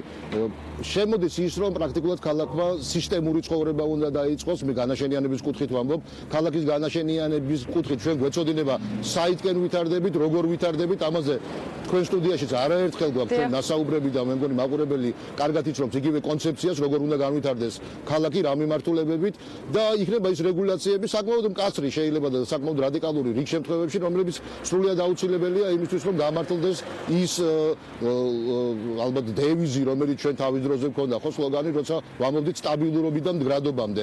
სტაბილურობა სწორედ აი ამითი მიიღწევა, როდესაც ჩვენ გარკვეულწილად ამ მდგომარეობას რაღაცნაირად სტაბილიზაციას გავუკეთებთ, რომ აი ქაოტურ მდგომარეობას, რომელშიც დღეს ვიმყოფებით და შემდეგ უკვე განვითარდება ის ღონისძიებები, რომლებზეც უკვე დაანონსებაც ხდება, რომლებიც უკვე იცით თქვენ რომ მერის მხრიდან პრეზენტაციას გაკეთდა უამრავი ღონისძიებისა, რომელიც აგრეთვე გეგმაში წიდო და ქალაქი ნელ-ნელა დაიწყებს ახალ ცხოვრებას და დაემსგავსება მართლა ნორმალურ ქალაქს, თორე ის რაშიც ახლა ვიმყოფებით, რა თქმა უნდა ნორმალურთან ახლოს არის. თუმცა არსებობს კონკრეტული თემები და კონკრეტული ბიზნეს ინტერესები, რომელიც უკავშირდება ამა თუ იმ ტერიტორიას, რამდენიმე მათგანთან დაკავშირებით ასევე გქონია ამ სტუდიაში საუბარი, გერგესთან მიმართებით, რამდენად შეიძლება ველოდოთ ამ დამტკიცების პროცესში რაღაც ცვლილებებს და ამა თუ იმ ტერიტორიაზე მათი თქვათ გამოყენების შესაძლებლობის ცვლილებასთან დაკავშირებით საუბრობ იგივე უკვე კერძო სექტორის მხრიდან ნაყიდ ტერიტორიაზე, რომელიც ზოგ შემთხვევაში დღეს გამოცხადებული არის როგორც რეკრეაციული ზონა, თუმცა რა თქმა უნდა კერძო კომპანიის ინტერესი სხვა მიმართულებით იყო თავის დროზე მიმართული და რაღაცა ცვლილებებმა განაპირობა ის, რომ რეალურად ვერ მოხდა ბოლომდე მიყვანა. თუმცა შეთანხმება ერთის მხრივ სახელმწიფოსა და კომპანიას შორის არსებობდა. აი ამ ნაწილში რას ელოდებით თქვენ? გქონდათ ხშირად კომუნიკაცია ამ თემებზე, მათ შორის თბილისის მერის წარმომადგენლებთან და ელოდებით თუ არა რომ ამ დამტკიცების შემდეგ რიგი საკითხები შეიძლება გადაწყვეტილი იყოს ან საბოლოო ჯამში მიღებული ინფორმით რა ფორმატს დღეს აქვს? იმ საკითხებზე და იმ გერგებზე, იგივე განაშენიანების რეგულირების გეგმებზე მაყურებლისთვის გასაგები რო იყოს, რა თქმა უნდა, სადაც ჩვენ მერიასთან ერთად შევთანხმდით და საკრებულოსთან ერთად, რომ სადაც რეკრეაცია დევს, იქ ხელი არ ეხლება ამ ტერიტორიებს, იქ ახლა გადაწყვეტილება მიღებულია და ქალაქი სხვა ხერხებს იხმარს ალბათ იმასთან დაკავშირებით, რომ რაღაცნაირად თქვათ მესაკუთრეები იქნებიან თუ ინვესტორები იქნებიან და აელაპარაკოს და ან გამოსყიდვა მოხდეს ამ ტერიტორიებისა, ან შეიცვალოს იქ გარკვეულწილად განაშენიანების რაღაც მათ მიერ შემოთავაზებული წინადადებები, ეს ყველა ვარიანტი ესე იქნება. დანარჩენი ახლა უკვე პრაქტიკულად ქალაქის ხელში გადადის მართვის მერკეტები, მიწათმოქმედების გენერალური გეგმისა, მათ შეუძლიათ ნებისმიერ საკითხთან დაკავშირებით მიიღო გადაწყვეტილება. კიდევ ერთხელ ვიმეორებ, არის ტერიტორიები, სადაც აღარ დაიშვება განაშენიანების განვითარება და ამაზე შეთანხმებულები ვართ. არის ტერიტორიები, სადაც მოხდება შეიძლება გეერგეთი ზონების სრულილებები, თუმცა გეერგემ ძალიან კარგად უნდა დაასაბუთოს ეს ყველაფერი ისე არა, როგორც ადრე ხდებოდა. ეს უნდა იყოს ძალიან კარგად დასაბუთებული, მათ შორის სატრანსპორტო კუთხით, ეკოლოგიური კუთხით, ქალაქგეგმარებითი კუთხით, ასე შემდეგ და ასე საინჟინრო კუთხით და მხოლოდ ამ შემთხვევაში შეიძლება გარკვეული ზონის სრულიებები, რაც ჩვეულებრივი პროცესი არის. ახლა ამაშიც არაფერი უცნაური არ არის. რა თქმა უნდა, ქალაქი ვითარდება, ქალაქი იცვლება და ბუნებრივია, რომ გარკვეული ცვლილებები ზონირების საკითხებშიც შევახოლმე, მაგრამ ეს არ უნდა იყოს კარდინალური და ეს არ უნდა იყოს კონცეპტუალური ცვლილებები, რაც ჩვენ წარვადგინეთ, აი ამის მიხედვით უნდა მოხდეს ქალაქის განვითარება. ბატონო მამუკა, კიდევ ერთი ნაწილი თქვათ ქალაქის განვითარების სატრანსპორტო მიმართულება. თქვენც ახსენეთ, რომ ჯერ არ არის გენერალური გეგმა დამტკიცებული, მაგრამ უკვე ის პროექტები, რაც მასში იყო ჩადებული, ქალაქის მერმა პრეზენტაცია გააკეთა. ეს არის სამომავლო პროექტები სატრანსპორტო მიმართულებით, რაც მინდა ვიკითხო. მინდა კითხოთ ის პროექტი, რომელიც ახლა ჩაეშვება საპილოტო რეჟიმში, ეს არის ზონალურ საათობრივი პარკირების სისტემა. რამდენად გამართლებულია დღეს დედაქალაქისთვის? გასაგებია, რომ ეს უნდა იყოს საპილოტო რეჟიმში იქნება, მაგრამ ამდენად მოაწესრიგებს აი ამ სატრანსპორტო ნაკადებს და ამ პარკირების პრობლემას მოხსნის თუ არა, იმიტომ რომ ბევრი პარკირების ადგილი შეიზღუდა მას შემდეგ, რაც მერიამ დაიწყო უკვე ამ სიტი პარკის ნაცვლად რეგულირება. მე ვფიქრობ, რომ ეს ერთ-ერთი გამოსავალი არის, ერთ-ერთი მნიშვნელოვანი გამოსავალია ჩვენი გერმანელი პარტნიორები 3 წლის წინ როცა თავაზობდნენ აი ამ სქემას, რა თქმა უნდა და ამ მეთოდოლოგიას, რა თქმა უნდა, სწორედ თავიანთ გამოცდილებას და პრაქტიკის საფუძველზე თავაზობდნენ ქალაქს ამგვარ გამოსავალს. სხვა გამოსავალს მართალი გითხრათ, როგორც ჩანს, ვერც ჩვენ ხედავდით და ვერც ქალაქის მერია ვერ ხედავს. ეს არის ცივილური გამოსავალი სიტუაციიდან. ახლა პილოტ პროექტები ჩვენ დაგვანახებს საფასურთან დაკავშირებით, როგორ გადაიჭრება პრობლემა, რაზე იქნება საუბარი, რამდენი საშუალება ექნება, ვთქვათ, მოსახლეობას რომ გადაიხადოს მოქალაქეებს, რომლებიც მანქანით სარგებლობენ. ეს ყველაფერი რა თქმა უნდა დარეგულირდება და სწორი მიმართულება არის ის, რომ ერთ-ერთი ქუჩა შეირჩა, კოტე აფხაზის ქუჩა და გახსოვთ ჩვენ მქონდა საუბარი, რომ ჩვენი შეთავაზებაც აი 3 წლის წინ სწორედ კოტე აფხაზის ქუჩა იყო, ძალიან ისეთი ლოკაცია არის, მნიშვნელოვანი ლოკაცია არის, სადაც კარგად შეიძლება გაისინჯოს რაღაც გარკვეული საკითხები. მე ვფიქრობ, რომ ეს არის გამოსავალი, მე ვფიქრობ, რომ ყველაფერი თუ სწორად წავიდა და გამართულად წავიდა, ვფიქრობ, რომ ალბათ მოსახლეობა შეეჩვევა აი ამგვარ პრინციპზე გადასვლას. დღეს ძალიან ძნელია, რა თქმა უნდა, ახლა ძალიან ბევრი კომენტარები მესმის, რომ აი ჯიბიდან გვართმევენ ფულს, რა გვეშველება, ვინ გადაიხდის, ჩვენ არა გვაქვს ევროპული ხელფასები, მაგრამ ახლა მაპატეთ იგივე ციურიხში და ბერნში, თქვათ ქალაქის ცენტრში 1 საათით გაჩერება მანქანისა 6 ევრო ღირს და ამაზე არ იქნება ლაპარაკი, ბუნებრივია, ეს შედარებით დაბალი ფასი იქნება, ხელმისაწვდომი რო იყოს, მაგრამ ჩვენ ისედაც ვიხდით ხოლმე და მეთანხმებით ალბათ თქვენ კერძო საპარკინგე ფართებზე. ჟილეტიანი ადამიანები, რომელთაც ჩვენ ისედაც შუქნით ხოლმე, ხო, ფულს. ასე რომ ახლა ზედმეტი ისტერიკის და პანიკის გარეშე ალბათ ჩვენ ნელ-ნელა უნდა შევეჩვიოთ იმას, რომ თუ გვინდა ჟანგბადი, თუ გვინდა ნორმალური ცხოვრება და მოწესრიგებული, მსგავს რაღაცეებს უნდა შევეგუოთ. დიდი მადლობა, მამუკა სალუქვაძე იყო ჩვენი სტუმარი, სიტ ინსტიტუტის საქართველოს დირექტორი. მადლობა მას გადაცემაში მონაწილეობისთვის. რაც გენერალურ გეგმაზე ისეთ შეგრძნება მაქვს, აი ახალ გაცნობილ ადამიანს რო გონია, რომ დიდი ხანია მთელი ცხოვრება იცნობ. აი თითქმის 2 წელია ამ თემასთან დაკავშირებით ეს თემა აქტუალური არის და ველოდებით ბოლოს და ბოლოს მარტის შუარიცხვებში გენერალური გეგმის დამტკიცებას და რა თქმა უნდა საინტერესო იქნება ამ გეგმით დაწესებული გარკვეული თამაშის წესების შესრულება რამდენად მოხდება. ნებისმიერ შემთხვევაში მარტის შუარიცხვებისათვის როგორც თბილისის მერია დაანონსა კოეფიციენტის შეზღუდვასთან დაკავშირებული ინიციატივა და გენერალური გეგმა, რომელშიც ბოლო დეტალები ჩასწორდა თბილისის მერიაში და რომელიც სულ რამდენიმე დღეში უკვე საკრებულოში უნდა აღმოჩნდეს, დამტკიცებული უნდა იყოს. ამ ყველაფერთან დაკავშირებით, რა თქმა უნდა, იქნებით საქმის კურსში და ამ ყველა დეტალზე ჩვენს მაყურებელს მივაწოდებთ ინფორმაციას, როგორც ჩვენი ვებგვერდის დახმარებით, ასევე სატელევიზიო პლატფორმებიდან. ძალიან საინტერესო ამბები გველოდება დღესაც საქმიანი დილის ეთერში სულ რამდენიმე წუთში და რეკლამის შემდეგ დაგიბრუნდებით.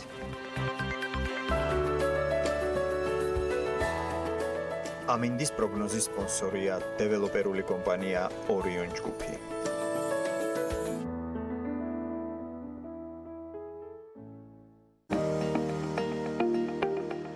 ამინდის პროგნოზის სპონსორია სადაზღვევო კომპანია უნისონი. თავისუფალი დაზღვევა თქვენი სიმშვიდისათვის.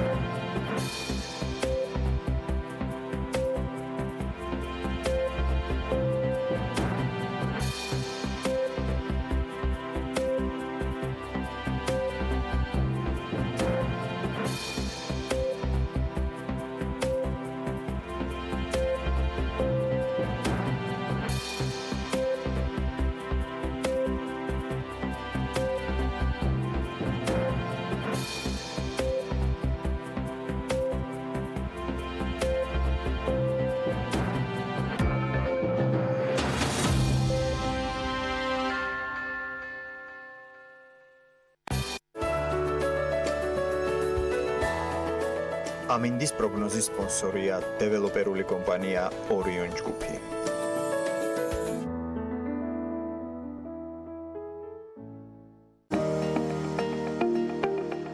ამინდის პროგნოზის სპონსორია სადაზღვევო კომპანია უნისონი. თავისუფალი დაზღვევა თქვენი სიმშვიდისათვის.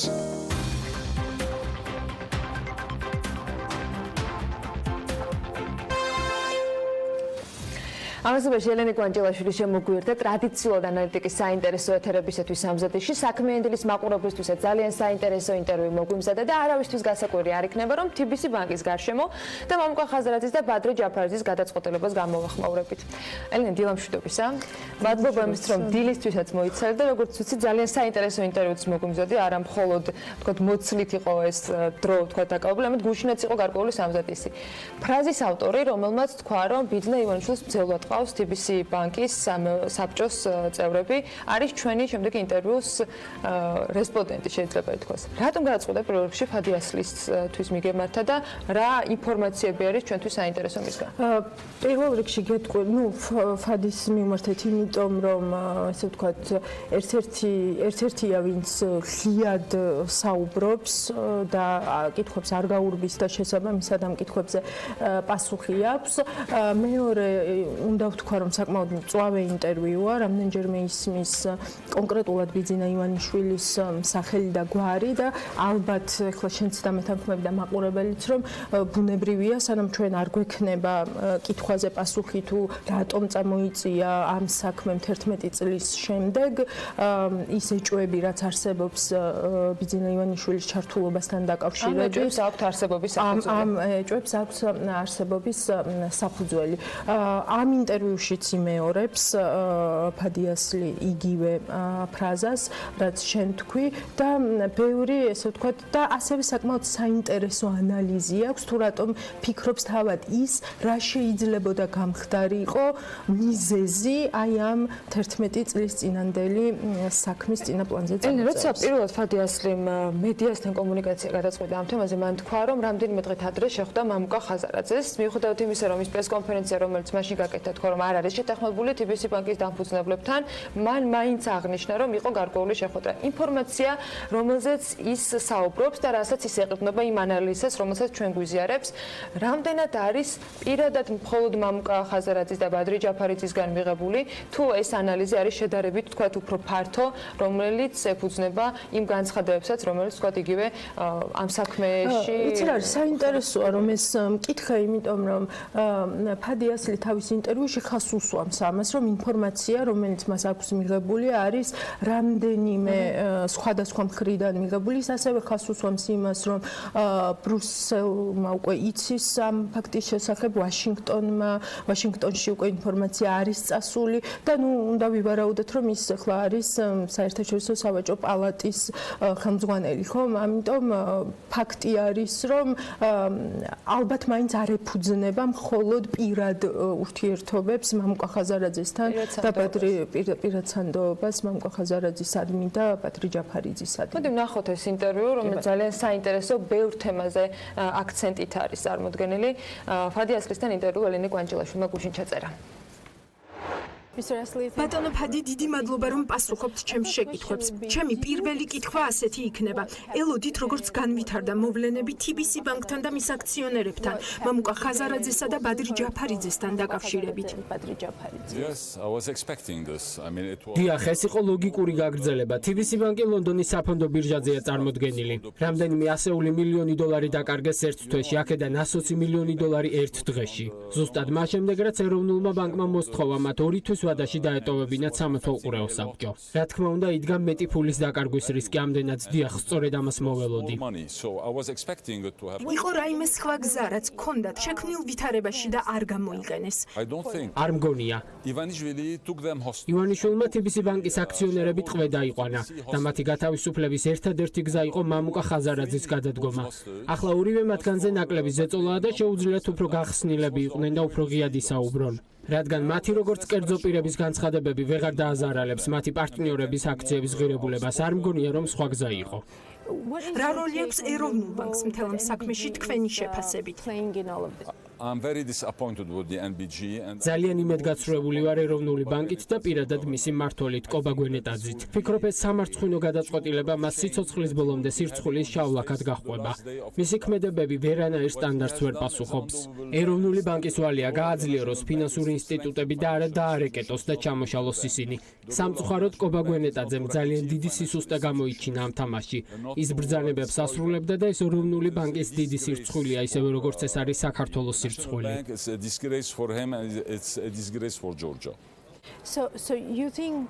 ანუ თქვენ გამორიცხავთ იმის ეჭვსაც კი, რომ ფულის გათეთრება შეიძლება ჰქონოდა ადგილი. მომეცით სასამართლოს ნებართვა 2 გამომძიებელი და 48 საათი და 20 წლის წინანდელ საქმეებთან წვდომა და ნებისმიერ ჩავსვამ ციხეში. მათ შორის ივანიშვილსაც და ყველაზე ადვილი ივანიშვილის ჩასმა იქნება. 10 წლის წინანდელ საქმეში ასე ადვილად ვერ ჩაიხედავ. კანონმდებლობის თანახმად ბანკებს ამ ტიპის ინფორმაცია ღია უნდა ჰქონდეთ 6 წლის განმავლობაში. და როდესაც მამუკას და თიბისის მოსთხოვეს 10 წლის წინანდელ ანგარიშებთან წვდომა, მათ შეეძლო თუ არ ეთქვათ, მაგრამ ასე არ მოიქცნენ. როგორ ფიქრობთ, როდესმე გვექნება პასუხი კითხვაზე, რატომ 11 წლის შემდეგ?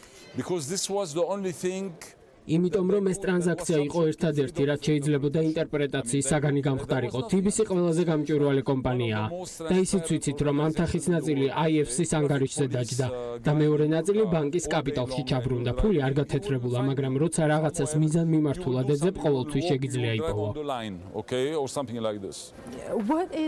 რეალური მიზეზი რა არის თქვენი აზრით?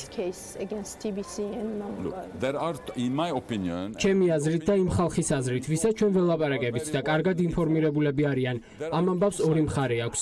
ერთი მხარე TBC ბანკია, მამუკა და ბადრი ბანკი ჩამოშორდნენ. ჩემი აზრით ამას მენეჯმენტის ცვლილება მოჰყვება. TBC ბანკს ეროვნული ბანკის თანხმობით ისეთი მენეჯმენტი ეყოლება, ვინც ბიძინა ივანიშვილის ბრძანებებს დაემორჩილება. ბიძინა ივანიშვილმა საკუთარი ოპერაციების დასაფინანსებლად ახალი წყარო იპოვა. ეს TBC ბანკის ახალი მენეჯმენტის პირობებში შესაძლებელი გახდება. მე ასევე ვახსენე ადრეც, რომ TBC შეიძლება გამოიყენონ როგორც მექანიზმი რუსული კომპანიებისთვის სანქციების თავიდან ასარიდებლად. არ გამოვრიცხავ, რომ ბიძინა ივანიშვილს სურდეს რუსების გულის ამ გზით მოგება. ეს არის TBC-ის მხარეს. მეორე ანაკლიის მხარეა, ამ მხარეს ორი ვარიანტია. ან რუსებს არ უნდათ ანაკლიის პროექტის განხორციელება, რადგან მათ ინტერესებში არ შედის შავ ზღვაზე ღრმაწყლოვანი პორტის არსებობა, ან ანაკლიის პორტი შეიძლება ქართველების და აფხაზების დაახლოების საბაბი გახდეს, რადგან ბევრ აფხაზს იქ დასაქმების შესაძლებლობა გაუჩნდება. ეს ერთი და მეორე, ივანიშვილს შეიძლება თავად უნდა პროექტის განხორციელება და ამ პროექტის პრაქტიკულად მოპარვა, რაც ჩემი აზრით ყველაზე ლოგიკურია. მთავრობას აქვს ვალდებულებები ანაკლის პროექტის მიმართ, გზა, რკინიგზა და ასე შემდეგ. ისინი დროს გაჭიმავენ, თავიანთ საქმეს არ შეასრულებენ და შემდეგ ანაკლის კონსორციუმს დაადანაშაულებენ ვადებში ვერ ჩატევის გამო. მთავრობა წაიღებს ამ პროექტს, შემდეგ ივანიშვილი იტყვის: არ ინერვიულოთ, მე გავაგრძელებ პროექტს, ჩავანაცვლებ ხაზარაძეს და ჩემი ფულით დავასრულებ და არ გვჭირდება სხვა ინვესტორები. ეს არის ეს თამაში. ძიმე ანალიზია. არის შანსი, რომ მოვლენები ისე არ განვითარდეს, როგორც თქვენ აღწერთ? საერთაშორისო ზეწოლა. საერთაშორისო ზეწოლის გარდა ვერაფერი იმუშავებს. ბრიუსელში უკვე ყველაფერი იციან, ვაშინგტონშიც და ზეწოლაც იქნება. ეს ამბავი ცდება საქართველოს ფარგლებს, ეს საფრთხეს უქმნის საქართველოს გეოსტრატეგიულ აღქმას დასავლეთის მხრიდან. ეს საქმე უფრო დიდია, ვიდრე თავად ივანიშვილი. თამაში, რომელსაც ის თამაშობს, მასზე დიდია. და ის ცხვრს აუცილებლად წაიმტვრევს. დაიმახსოვრეთ ჩემი სიტყვები. დავიმახსოვრებ, როგორ აფასებთ ხაზარაძის და ჯაფარიძის გადაწყვეტილებას ინდივიდუალურად იდავონ სასამართლოში ეროვნული ბანკის წინააღმდეგ? მათი პირადი საქმე? დიახ. აუცილებლად ვფიქრობ, კობა გვენეტაძემ პასუხი უნდა აგოს, რაც მან გააკეთა ვერანაირ სტანდარტში ვერ ჯდება. მან სამი რეგულაცია დაარღვია. პირველი, ის ვერ უნდა აცოცხლებდეს ჯარიმას, რომელიც აუდიტის მიერ იყო შემოწმებული წინა ხელმძღვანელობის პერიოდში. ორჯერ დააჯარიმა ერთი და იგივე შესაძლო გადაცდომაზე, ერთხელ 10,000-ით და შემდეგ მილიონით. მან უნდა აგოს პასუხი იმაზე, რაც ჩაიდინა. მან ივანიშვილის თამაში ითამაშა, მის გარეშე ამ შედეგის მიღწევა შეუძლებელი იქნებოდა. ხედავთ ხაზარაძეს პოლიტიკაში? არ ვიცი, არ მგონია რომ პოლიტიკაში ჩართვის რაიმე განზრახვა ჰქონდეს, მაგრამ არავინ იცის. სიმართლე რომ გითხრათ, ჩვენ ვიღაც აუცილებლად გვჭირდება პოლიტიკაში. დღეს როგორც მივდივართ, თვითმკვლელობის ტოლფასია. თუმცა არ ვიცი ამ ეტაპზე რა კონკრეტული გეგმა აქვს ბატონ ხაზარაძეს.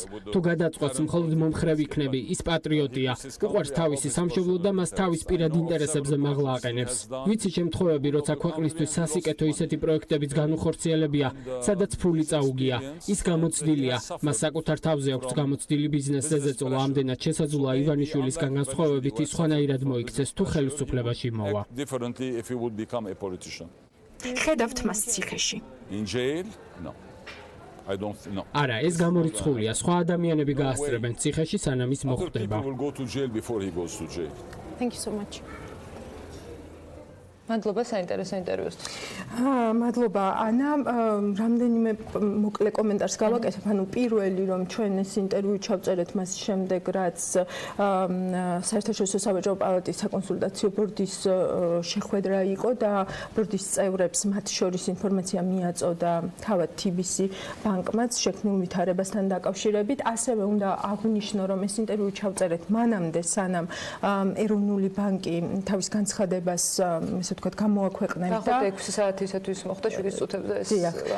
გამოაქვეყნებდა. მართალია ამ განცხადებაში ესე ვთქვათ პირდაპირ პასუხები არ არის იმ საკითხებზე, რა საკითხებზეც ეროვნულ ბანკთან მიმართებით კონკრეტულად ფადი ასლი საუბრობს, მაგრამ არის მთავარი, რაც არის ნათქვამი ამ განცხადებაში, რომ ესე ვთქვათ პირიქით ეროვნული ბანკის ეს გადაწყვეტილება ყველანაირ სტანდარტს პასუხობდა და მას შემდეგ რაც ამ დარღვევის შესახებ ეროვნულ ინტერესთა კონფლიქტის ნაწილში დარღვევის შესახებ ეროვნული ბანკისთვის ცნობილი გახდა, მას სხვა გზა არ ქონდა, ვალდებული იყო, რომ ესე ვთქვათ რეაგირება მოეხდინა და ამავე განცხადებაში ეროვნული ბანკი ამბობს იმასაც, რომ ყველა მსგავს შემთხვევაში, რომელიც შეიძლება საფრთხის შემცველი იყოს, ესე ვთქვათ, საფინანსო სექტორის მდგრადობისთვის, ეროვნული ბანკი იმოქმედებს სრულად, შესაბამისად და თანაზომად ზომებს გაატარებს და ვფიქრობ, რომ ეს თანაზომადი ზომები შეიძლება იყოს ასევე საკვანძო ნაწილიც, ესე ვთქვათ, იმ დავაში, რა დავაც შეიძლება შედგეს არა უკვე TBC ბანკსა და ეროვნულ ბანკს შორის, არამედ კონკრეტულად მამუკა ჯაფარიძესა და ბადრი ხაზარაძესა და ეროვნულ ბანკს შორის, იმიტომ რომ ამ ესე ვთქვათ 11 წლის მანძილზე რეალურად არ არსებობენ კონკრეტული აქციონერები, ვინც დაუშვათ იჩივლეს ამ ბანკთან დაკავშირებით. ფაქტი არის, რომ ამ ტრანზაქციის შემდეგ ბანკი გავიდა ლონდონის საფონდო ბირჟაზე და ნამდვილად ამხელა წარმატებას ბოლო ანგარიში წამოიწყო გუშინ იყო ლონდონის საფონდო ბირჟაზე წარმოდგენილი, მათ 9 მილიარდიანი მოგება დაუფიქსირდა და რეალურად მხოლოდ დადებითი კონტექსტით არის მათი მოგების მაჩვენებლები დაფიქსირებული ამ პერიოდის განმავლობაში, 11 წლიან პერიოდში ბანკმა ფაქტობრივად რამდენჯერმე გაზარდა თავისი რეალურად კაპიტალი, ბიზნესი და ასე შემდეგ. ხო, ამიტომ ვფიქრობ, რომ ეს ნაწილი, ასევე ის ნაწილი, ეს დარღვევა თუნდაც ინტერესთა კონფლიქტის ნაწილში, ანუ ერთჯერადი იყო თუ არ იყო, სისტემური იყო თუ არ იყო, ანუ ამ კითხვებზე პასუხები არის ძალიან მნიშვნელოვანი და მთავარი პასუხი ვალერიან ხასაშვილთან, ყველაზე ესე ვთქვათ, სანუკვარ რესპონდენტთან ამ საქმეში ინტერვიუ ბევრ ამის მოფენდა, ასე ვთქვათ, ნათელს, მაგრამ BMG-ის გაგზავნილ კითხვებზე პასუხად მივიღეთ, რომ შეგვიძლია ამ კითხვებზე პასუხები სასამართლოს გზით მოვიპოვოთ. ბევრი კითხვა არსებობს, მათ შორის პროკურატურასთან, ზედამხედველობის სამსახურთან და რა თქმა უნდა ამ კითხვებზე პასუხის მიღებას. ნებისმიერი ფორმით, რაც მედიას შეუძლია, რომ მიმართოს და გამოიყენოს ჩვენ ვეცდებით, რომ ჩვენი მკითხველისათვის, ჩვენი მაყურებლისათვის იყოს მოპოვებული და ყველა კითხვაზე პასუხი გავსეთ. და ამ საქმის მიმართ ძალიან ბევრი კითხვა არსებობს და ამ კითხვებს დამერწმუნებით, რომ თითოეული ჩვენგანი ყოველდღიურად სულ უფრო მატებს კიდევ დამატებით კითხვის ნიშნებს. მადლობა ელინე, საინტერესო ინტერვიუსთვის. საქმიანი დილაში თანამონაწილეობისათვის და უნდა ერთად დავამშვიდობოთ საქმიანი დილის ფორმატში ჩვენს მაყურებელს. ორშაბათს დილის 8-ზე შევხვდებით ისევ ერთმანეთს და პირველზე მე ბედნიერ უქმეებს გისურვებ და რა თქმა უნდა დღის განმავლობაში აუცილებლად უნდა უყუროთ ანალიტიკას ეთერებს ელინე კვანჭილაშვილთან ერთად.